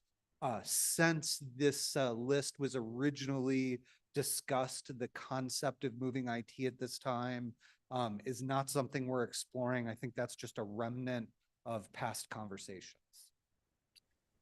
Okay, but probably a topic for another meeting, but I believe that Mouton is on the list of buildings to be demolished at Midtown, am I correct? Mr. Mayor, Councilor Cassett, you're absolutely right. It is on that list. I believe the timeline for when that needs to happen has been pushed out a year or two based on the layout or the critical path schedule that was put together for Midtown. So at the moment, it is not as pressing a need as it was once thought. Okay, all right, thank you. And I think that might be all. Good to see you, Mr. Burnett, as always. Looking at, there's a couple projects on here that I do want to call out because I am very happy to see them on here. One is the pallet hygiene unit and office for the safe outdoor space. Is Director Sanchez here or somebody who might be able to speak a little bit more to that? If you'll wait 1 second, I think she is on her way to the microphone. Did you hear the question? Did you hear the question? Could you repeat it again, please? Counselor, can you repeat the question? She's now at the podium and I think can hear better than when she was at the back of the room. Absolutely. Hi, Julie. The pallet hygiene unit and office for the safe outdoor space. Would love to hear a bit more about that and what that will be bringing to this project. Yeah, absolutely. Mr. Mayor, Councilor Cassett. So the $810,000 will actually allow us to purchase not only the hygiene unit and the community office space, but will also allow us to purchase additional units. You say units, you mean pallet shelters? Yes, Mr. Mayor, shelter units. So are we looking at being able to expand this site? That's correct. Well, that's very exciting. Do you know how many we might be able to fit in there? Or how many more pallet homes? Mr. Mayor, Councilor Cassett, I'd have to look again. There's in the next couple of weeks, we're re-releasing an RFQ. So there'll be actually additional units set on a new site. Oh, okay. Okay, so excuse me. So we're going to be looking at the process again to find a new location, another location. That's correct. Wonderful. Well, I look forward to hearing more about that. Thank you. I think that might be all I have for you, Director Sanchez. Thank you so much. I appreciate you coming down. There was one other project. I see the Calle Tahoe speed humps for phase 2 are there. Just thank you very much, Regina, for having that there. I know that the community will be very excited about that one. We already talked about getting the list for the pavement rehab and maintenance and what that looks like with that 3 million. I apologize. I'm just going to pop through here real fast. Okay, I think that's all I have for the moment. Oh, I'm sorry. Midtown infrastructure. We have another 3 million going into Midtown infrastructure. This is above what we have already allocated. What is the total amount that we have for Midtown infrastructure right now? And what is that going to be covering? I know that we had this discussion before, and I apologize, Director Iverson, if you could remind me, I would very much appreciate it. Sure thing, Councilor Cassett, Mr. Mayor. So we have $8 million between the state capital outlay and the original 800,000 that the city dedicated. And that is mostly paying for the design phase of the project, a little bit of site stabilization work. And so this $3 million is really coming online as a first tranche of potential construction funding for the infrastructure work that needs to happen out at Midtown. So when you say construction, are we talking building the new roads, looking at ingress and egress? Yes, so there's a list of needs that we have for Midtown that are not necessarily eligible for the state capital. That could be road stabilization work, building stabilization, Fogelson. We outlined sort of what we wanted to do with that phase one tranche. That was a $30 million construction project. So also looking at site activation and doing some light work so we can get the community out there and start enjoying the site and the property while we're designing and putting in the infrastructure work. So that would be that community engagement line item, the site activation, or is that something else? Councilor Cassett, Mr. Mayor. So the infrastructure work could pay for that list that I mentioned, including site activation. What the community engagement money is for the more programmatic end of helping the community implement the goals that were outlined in the community development plan. There was a lot in that community development plan about helping build the capacity of local community organizations to implement some of those goals, such as affordable housing or other community development goals. So the community engagement line item is sort of the soft money to implement the plan. And is that going through the Midtown Engagement Partners? Exactly. Okay, wonderful. All right, I believe I do not have any further questions. I'm sure I will when I see these coming through committee and as we continue this conversation. So I will yield my camera. Thank you. Thank you, and I hope you feel better. Counselor Garcia, you have the floor, sir. Mayor, just a quick question for finance. And what are the rules around cash reserves for us as a city, for the rules of the state of New Mexico? Mr. Mayor, Councilor Garcia, it's based on a calculation of what we've budgeted in the general fund, so it varies year to year. When we did the estimate budget, prepared this, it was right around 15. So we're required to, how much can we keep from our cash reserves year to year? It's based upon our total budget? So when, Councilor Garcia, what we have to do when we submit the budget to DFA is we have to separate it out and point out that we have in fact budgeted the amount required by them as a reserve. We have to show that to them. So it really can't be spent at that point. It's part of our operating budget. Sure, so the fact that we have cash reserves from, is from 3 previous years, is that correct? So, Mr. Mayor, Councilor Garcia, what we do, it's called, when we set aside the money for the cash reserves, we have built the budget, we've done the fund balancing, we've done the subsidies, and then we have to decide, okay, here's what we need to show DFA we've set aside. We don't have like a special org, object, fund, whatever, that says, okay, cash reserves are 31 million.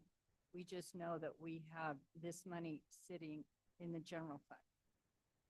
Thank And you. we can't go below that 15.5 million. That's Again, I'm just trying to wrap my head around how, so if we have excess money, we're required to spend it in order to balance our budget. Is that what I'm understanding? No, Counselor, we're not required to spend it, but we are required to maintain that reserve balance. So there's a certain amount of reserve balance that we must keep. Our DFA rules, correct. Okay, thank you. I think that's just kind of wanted to clarify that for my purposes. And going back to the last question I will have is what will be the process going forward for us to finalize this list now that we all kind of know what the direction is and might be for administration, but in regards to, again, you can see there's some discussion here over what's being spent where and why are we doing this and why are we doing that? Why aren't we funding this? And so how do we fine tune this and what are going to be the next steps? And just, you can just lay that out for us, please. Mr. Mayor and Councilor Garcia, my understanding is, we've collected all of these projects and there will be discussions about the other proposals or how this is going to be done. And at the end, the way you will see, it will come before you again is as a bar by department. Thank you. No further questions. Thank you, Counselor. Counselor Mayor Ward? Thank you, Mayor. Director Otero, can you talk, we're tossing around an awful, this is kind of, I think this is an interesting understanding the city's finances, and I look forward, now that we have audited numbers, to doing a lot more of this work in the Finance Committee. But this is kind of the beginning of our ability to really better understand all the wheels and levers and so there's been some things tossed around here. We've heard of surplus, we've heard unanticipated GRT, we've heard reserves, we've heard general fund cash balance. Could you give us a small tutorial on what we're talking about? And I promise it won't take long, Councilor Faulkner. Counselor. Let me start with the unanticipated GRT. Where the unanticipated GRT number comes from is we build a budget based on, we work with Riley, our economist, and we decide, okay, based on history and based on what the economy looks like, this is what we think our GRT number will be. And that's what we budget to. If we have a GRT come in over and above that, we refer to that as unanticipated GRT. We don't like to spend that until the subsequent fiscal year. We like to get through the whole cycle of the fiscal year because we, of course, have ups and downs. This year, we've been pretty consistent. It's kind of leveled off. We had one bump that I know you all received the memo saying that we had a $4 million one time. We even got a call from TRD telling us, don't expect to see this again. This is a one-time payment. The grocery store hadn't been current. They came. The surplus is really what we have over and above. The surplus is, we have money over and above what we're spending. So that's the surplus, right? So it really is the reserves. It's what we look at the end of the year. We do the year-end close. We do all these things. We do our roll forwards. We roll forward a lot of the capital money. And then we look at, okay, this is the money we have left after all of these things have been reconciled. We like that number to be audited. So we don't really want to talk about it or say it's a firm number, a reliable number until December when the audits. And I'm sorry, what's the other? Well, and I think the other one, reserves, we're sort of using interchangeably with general fund cash balance. The reserve, Correct. basically, Correct. that amount of money, that general fund cash balance that we're talking about, this 31 million that's just sitting in the general fund, that is allocated as a reserve. To Councilor Garcia's question, we don't spend below that because Right, we that can't by truly state law. represents what we're saying is, okay, DFA, you've told us we have to set aside 15.5 million. We're going to double that because we know that we may have a fire, we may have a bridge collapse, we may have some of these other things. So we're saying that's our reserves. But that being said, if we have a catastrophe, of course, we could spend it if need be. Okay, I just think it's helpful because there's been an awful lot of terms, and the one we're talking about here is general fund cash balance that has grown to the point where we can spend, and now that we have audited financial statements, we can now spend $20 million in one-time money, one-time projects. So anything that's going to cost money more than one time can't be used from these dollars. I just want to underscore that. Correct. And that's not to say that we don't think that we may have had a couple of high months and we may, in the next fiscal year, truly have some unanticipated GRT that we may want to budget. But at the moment, we're not We don't have them. Okay, and then I want to clear up something, and I think this is actually for the city attorney's office. We heard some things tonight about what I think was getting involved in the collective bargaining negotiations if we just put 1.5 million, so a variety of things could happen. I mean, I think if it's air conditioning in the trucks, that's kind of a different deal, but there was some other things being talked about that I think are part of the collective bargaining negotiations. And correct me if I'm wrong, but that's not something that we can really get involved in, right? There's all kinds of state law that's a conversation between management and the union. And once there's something worked out, the agreement comes to us and we ratify it, I think is how that works. Maybe, can you just clarify that for us? Members of the governing body, Councilor Romero Worth, thank you. I think you said it well, just as you in your concluding questioning remarks. It is a process between management and the union, and then that once an agreement in principle is reached, it comes to the governing body for ratification. Manager Blair, would you like to add anything to that? I know you're more involved in this. Nope. Okay, so I mean, so I don't know that we can't take 1.5 million and say, here you go, please put it, make it part of the negotiations, because that then would make us part of the negotiations, and we're not supposed to do that, right? Mr. Mayor, Councilor Romero Worth, way to force me into action. No, you're correct. Our negotiating team is working with AFSCME leadership on trying to bring the contract to a close.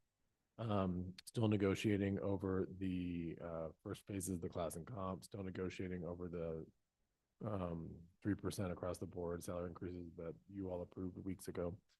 And so the appropriate venue would be if the negotiating team and AFSCME are able to reach an agreement and additional funding were required. At that point, the negotiating team would bring it back to the governing body for consideration, ratification, and approval.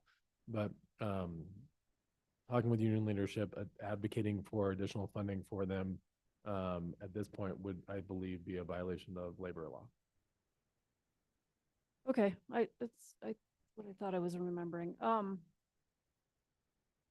right. I just want to say something I've advocated for a while is this $50,000 for MIAB or participatory budgeting. We had that pre-pandemic.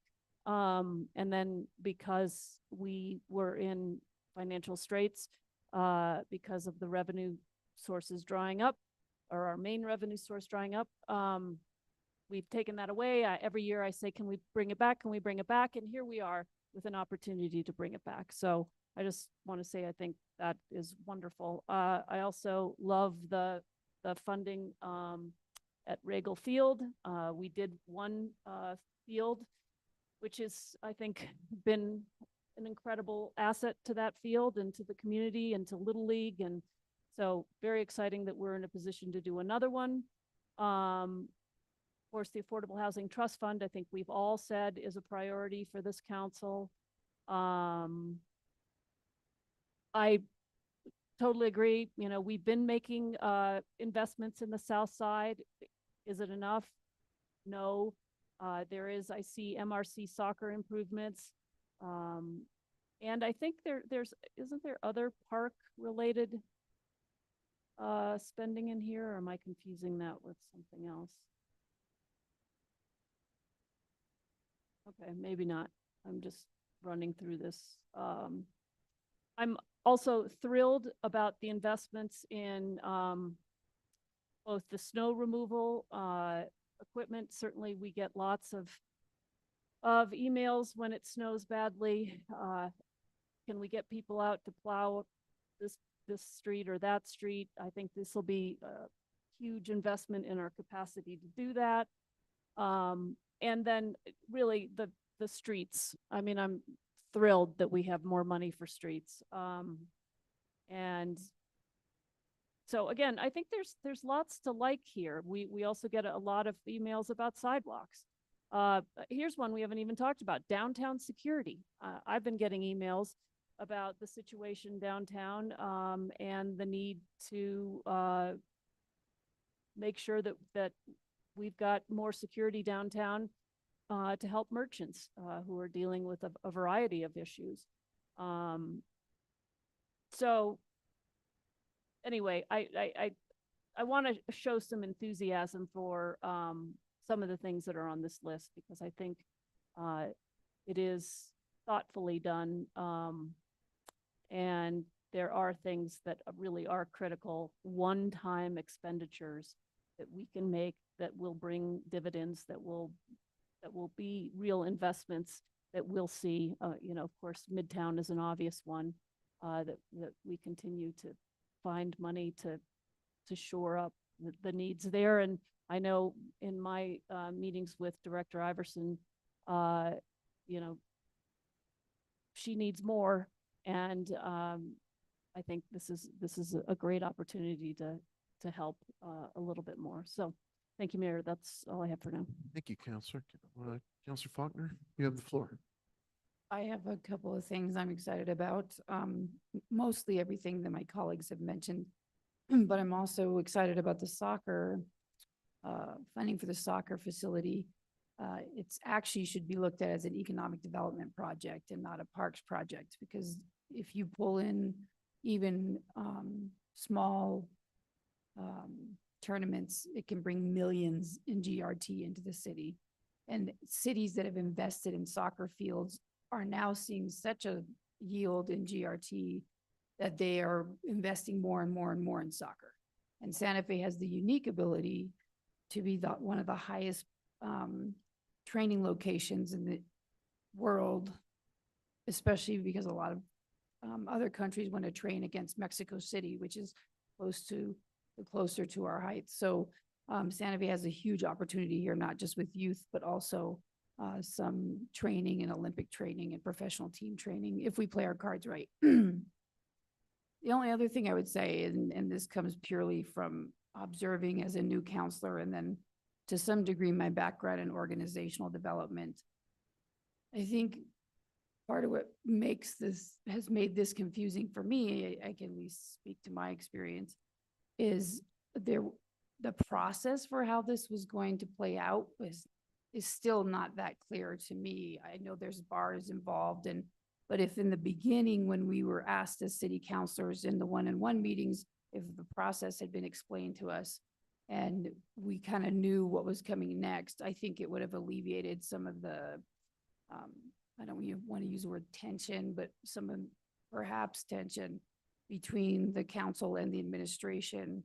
I don't think there's a blame game here necessarily, but I do think there's opportunity to proactively communicate about processes so that the council isn't really left kind of wondering as individuals, like what is my role in this?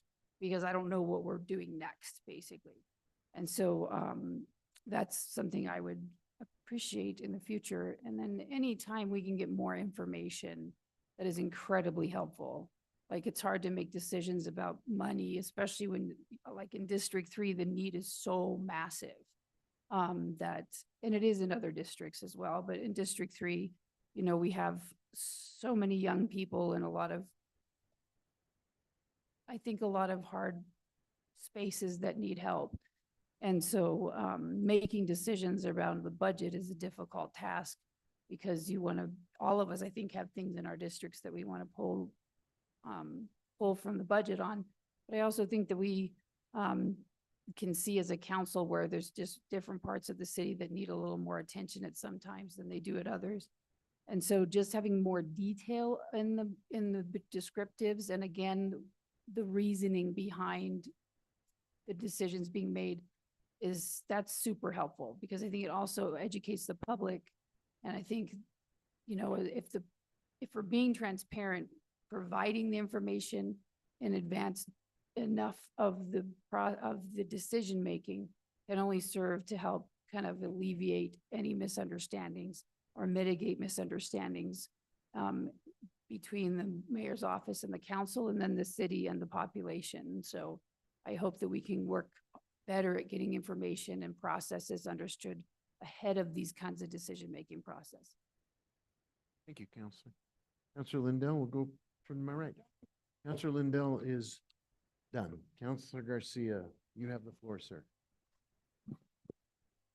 So, definitely want to take my time just to review the list and, I'll echo some of the comments my colleagues made in regard. There's some great projects here. I mean, Director Wheeler, I wish roads was triple what's being proposed, because I know that's a drop in the bucket in regards to what's needed.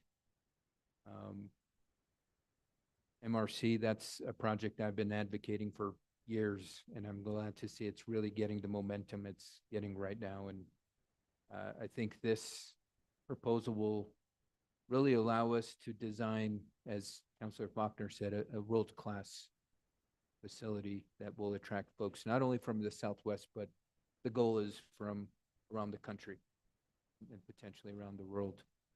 I do have some questions in regards to what's being proposed, because another project, which is the Regal Field returf, another project I'm happy that's on here. But I do have a question for staff. I don't know if Director McDonald's with us. Or Director Wheeler, I don't know. Director McDonald is here, but she's lying low in the back. No, here she comes. Okay. She's not lying low at all. She's fully prepared to take the podium. Thank you, Director McDonald. So I know, because this is a project, as you know, been working on for years, and now the softball users are hoping their field can get done, as well as some of the Little League users. And through conversation with staff, it actually might be more cost effective to install 2 or 3 turfs versus 1. And if we can, before we move forward with this particular item, I mean, at minimum, I want us to move forward with this, but if it's more cost effective to implement more than 1, I would like for us to do so, because it's in the same vein as the MRC. The hope is to host tournaments, and then it becomes that economic driver, and it's a win-win for everybody. So if we can, I don't know if you have the answer now, but if we can explore if it's more cost effective to install turf at more than 1 field, I would like for us to do so.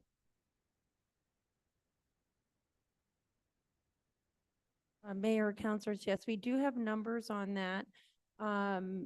And it's always better to install more, but we're doing it a little at a time. And we're able to, have a bigger reach. And I think that this is a great next step. It's going to reduce our water consumption. And, these things change, and it's good to get what we can to put it out there for our youth. So I think it's a good next step. Okay, but if we can get the actual dollar amount, Sure, or if I'd it be was, happy to share those. just so we can compare them. I mean, I think, Yeah. as if we're looking at these as one-time expenditures, we want to really, if installing 2 turfs could really build that and lift that to the next level now versus having to wait maybe how many years? I say, let's really explore that. So thank you, Director McDonald. I really appreciate that. Next question is for, I think Mr. Burnett, probably. It's around security for downtown.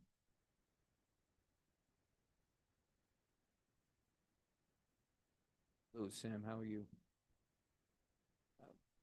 So quick question, because I know tomorrow on our agenda, we're approving an additional $2.2 million for contract extension for existing security services, which covers downtown.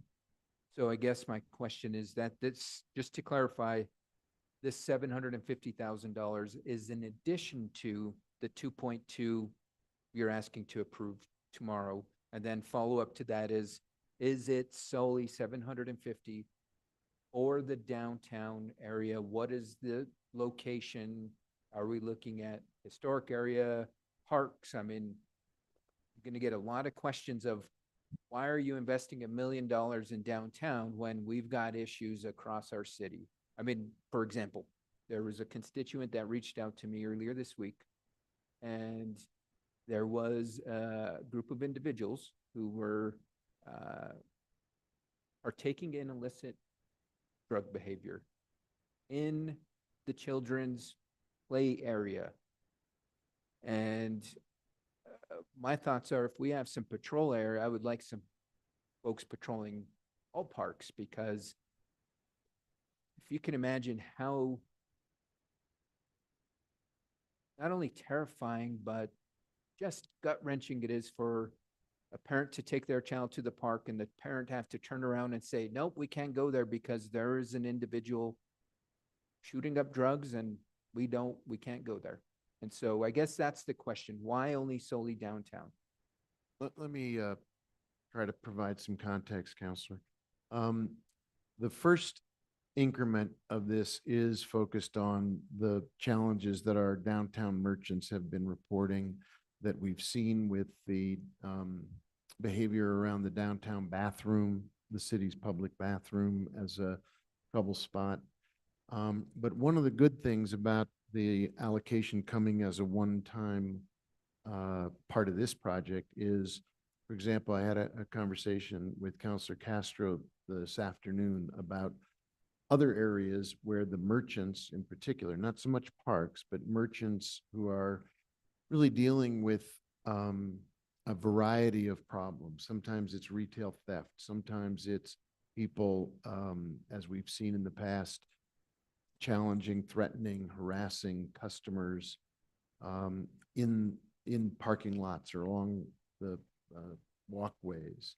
And so this is very much, this one particular pilot, and it is pilot, it's only one-time money, is very highly focused on the impact of these but bad, as you described it, bad behavior going on as it specifically affects the ability of our businesses, our retail businesses, our restaurants, our shops to safely conduct business and feel like they have security. I think if we are able to focus on these hot spots, it'll make a big difference citywide. And I also think what we've done in the past with what you're describing when it comes to parks and other areas is to rely on close patrols when the calls are recorded asking for specific interventions. Our officers, as we free them up, will be able to attend to those close patrols more specifically. But this is very much focused on the impact on commercial areas, retail, crime, and really the kinds of things that really have a detrimental effect to specific zones where businesses are trying their best to cope with the challenges that cities all over the country have. We have them too. So it is very much a focused pilot in that respect, but it can expand beyond downtown to perhaps other areas that are specifically impacted by this exact same kind of conduct. Okay, thank you for the clarification, Mayor. I appreciate that. And that kind of leads me into the follow-up question I had, and it's not for you, Mr. Burnett, it's maybe more of a comment of utilizing that amount of money to really invest in our police department. And I know that we've talked about this is one-time funding. We can't incur reoccurring costs. Well, I think precedent has been set. I mean, if we look back at the 14.2 million we had from unanticipated GRT, we hired IPRA staff, we hired land use staff, we hired finance department staff. So the precedent has been set that we can hire staff with this if it's a critical position. And I think public safety is a critical position. And if we can really develop some positions in coordination with Chief Joy to where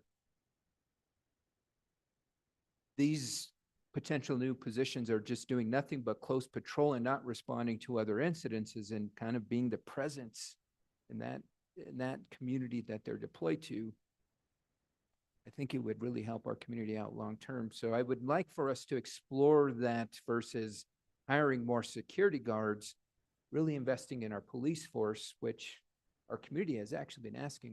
We want more folks in the ground. And I think I would like to continue this conversation with Chief Joy to really see if it's feasible and what could be done to really put more police officers on the ground as close patrol. There, we used to have, and we do have the biking team around downtown, but I remember growing up and just knowing that Cecil was down here, nobody messed around. And I think when you have that infrastructure developed with the officers' presence, it goes a great distance. So I'd like to explore that. Last question, Chief Joy, it's actually for you.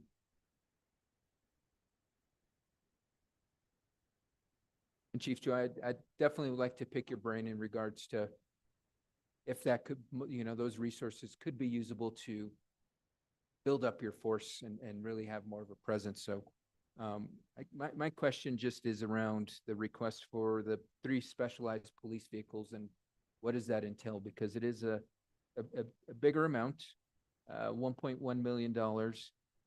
And just wondering, because I know the public will be wondering, why such a high amount for 3 vehicles? What are the vehicles? Councilor Garcia, Mayor. So these vehicles are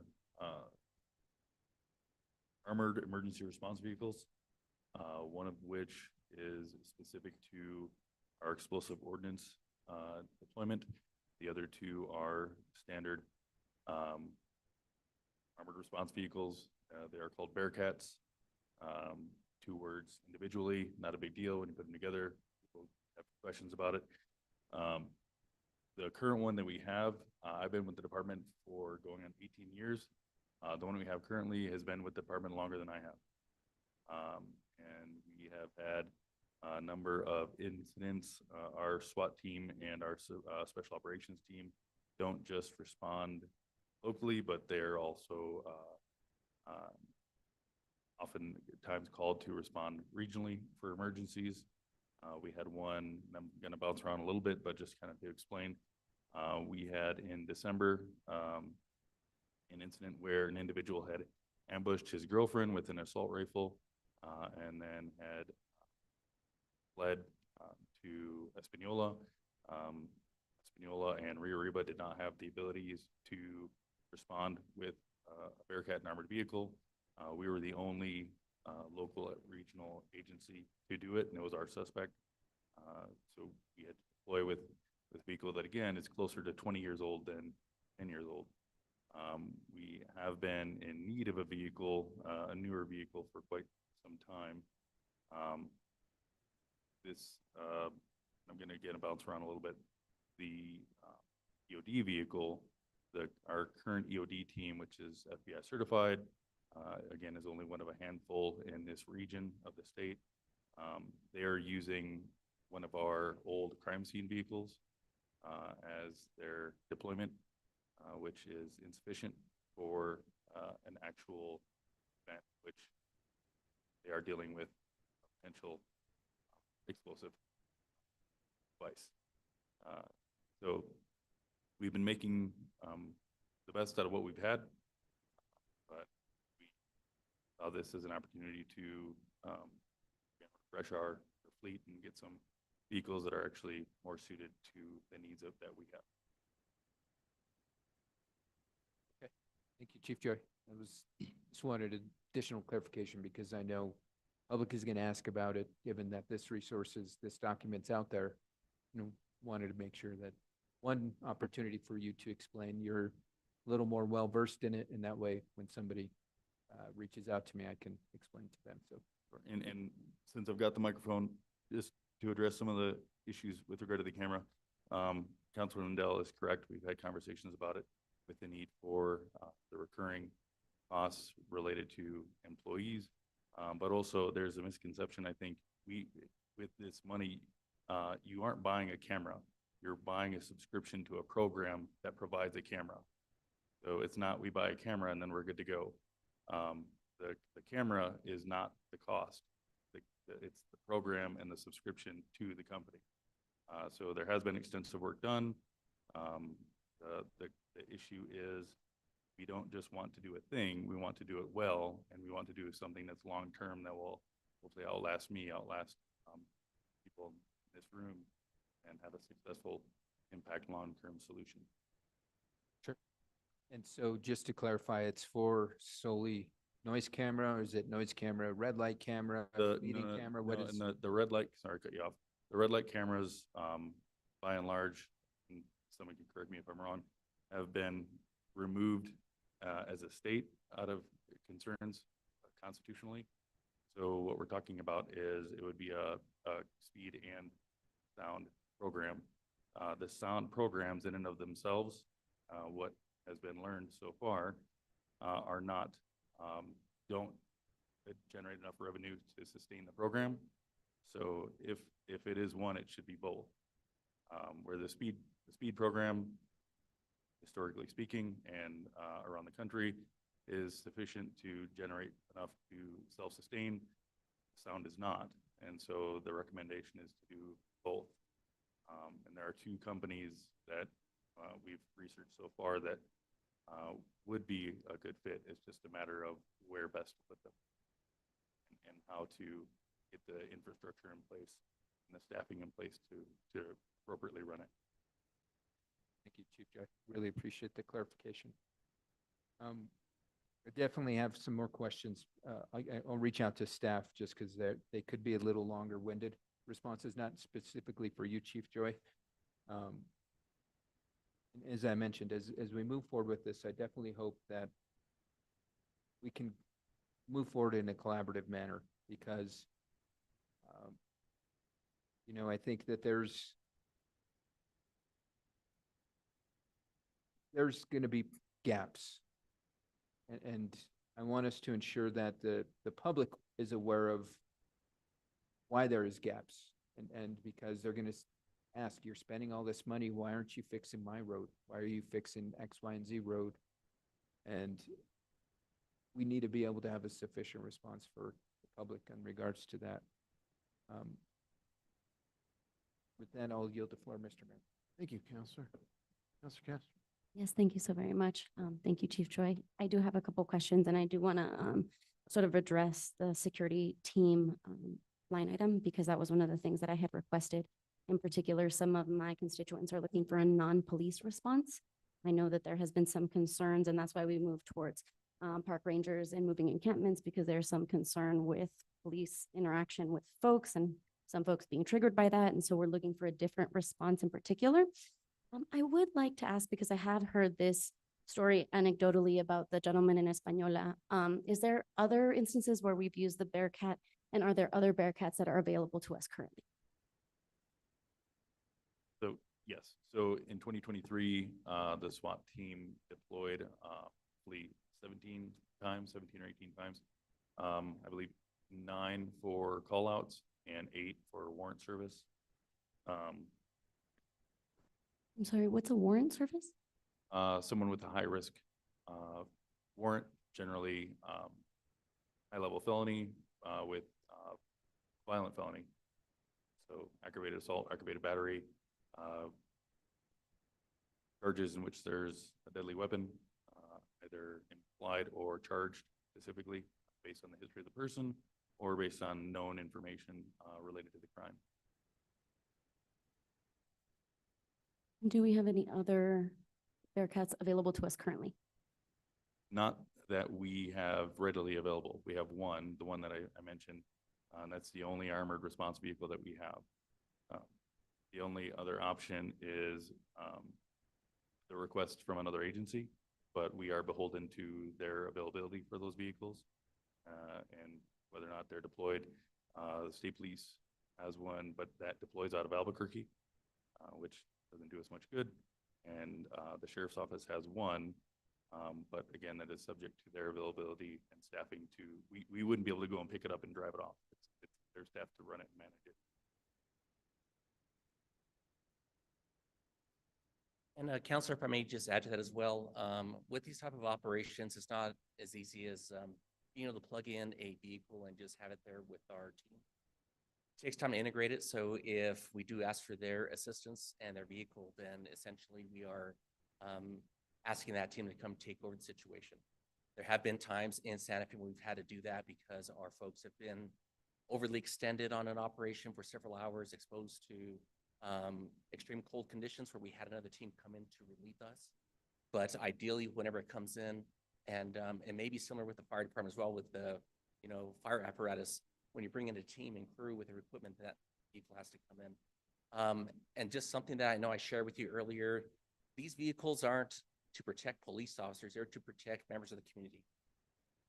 Our police officers have equipment, they have body armor, they have training to be able to respond to these types of deadly threats. Many folks in our community do not have the means to do so. You mentioned how many times we've had to respond with our vehicle, several times. There's been times where we've responded to a neighborhood close to Santa Fe High School where there's a suspect out there firing a gun into the neighborhood. And that vehicle coming down the street was the only thing that deterred him from continuing his deadly behavior. We don't need to wait for a crisis to happen to say, hey, now we're going to get these vehicles. These things are a insurance policy for folks. So if a crisis does come, and keep in mind the build time for these, 12 to 16 months. If we have a crisis right now, we don't have 12 to 16 months for them to build the vehicle, send it to us. We don't have an hour for state police to evaluate, they can send us there from Albuquerque. If it's a crisis situation, we have to respond as quickly as possible so we can preserve life, create time and distance to allow us to introduce our negotiators to try to de-escalate the situation. And sometimes it's a vehicle that can take some of those deadly behaviors that those people are throwing at our community. And this has been evident throughout the nation in different scenarios. These vehicles provide us an opportunity to de-escalate situations, open up avenues for communication for those that want to participate in it, and to resolve these in a manner that we're not forced to respond with equal or greater force because of what their daily actions. Thank you so much. I appreciate those answers. And Deputy Chief, so in your opinion, this would be a de-escalation tactic? Absolutely is, because like Chief Joy mentioned as well, I even recall when we had to send our Bearcat up to northern New Mexico where state police sent theirs, we sent ours. Albuquerque Police Department sent one of their armored vehicles, that a helicopter that was shot at up there in Espanola. And that's what caused chaos from continuing in that area. And that was something that was as benign as a probation violation pickup that escalated very quickly, that required a number of staff to go there to try to get it resolved. So it's very, these situations are, again, they're called a crisis because they're difficult for us to manage. And based on the time that we would need to find that resource, get it deployed, get personnel on scene to start doing that, closer it is to our community, the quicker that we can get it mobilized and get it on scene to start de-escalating the situation. Someone is, again, determined to continue violence and do daily behavior, like I'd rather they give all that energy towards something that is going to absorb that material. If we don't have that, then it's going to go into the neighborhoods. We have to do some type of evacuation. It's going to really limit our options at that point where we will be forced to respond to stop their deadly actions. This will give us an opportunity to have other tactics be deployed before we have to get to that. Thank you again. I appreciate you both. It sounds like we need to reach out to the mayor of Espanola to get one of these for themselves. No further questions. Thank you, Council. It's 10:30. I think we've gone around a couple times. I know you have more questions, Councilor Garcia, but I think we can do some more off. Okay. I just want to thank everybody for a truly useful and productive evening. This dialogue served exactly the purpose we were looking for. We got terrific public input. We got a lot of participation from the community. I think the preliminary list that's been produced served its purpose, which is to highlight different options that are in front of the governing body for the use of these one-time dollars. They will, I'm sure, this list will, I'm sure, provide plenty of opportunity for additional conversation and more detail. But as far as the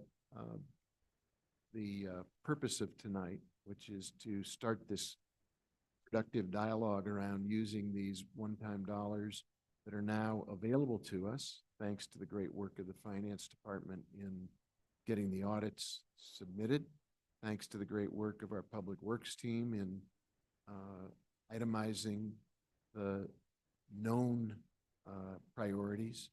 I think we're really in a position not to do everything everywhere, but to put a significant dent in our community needs.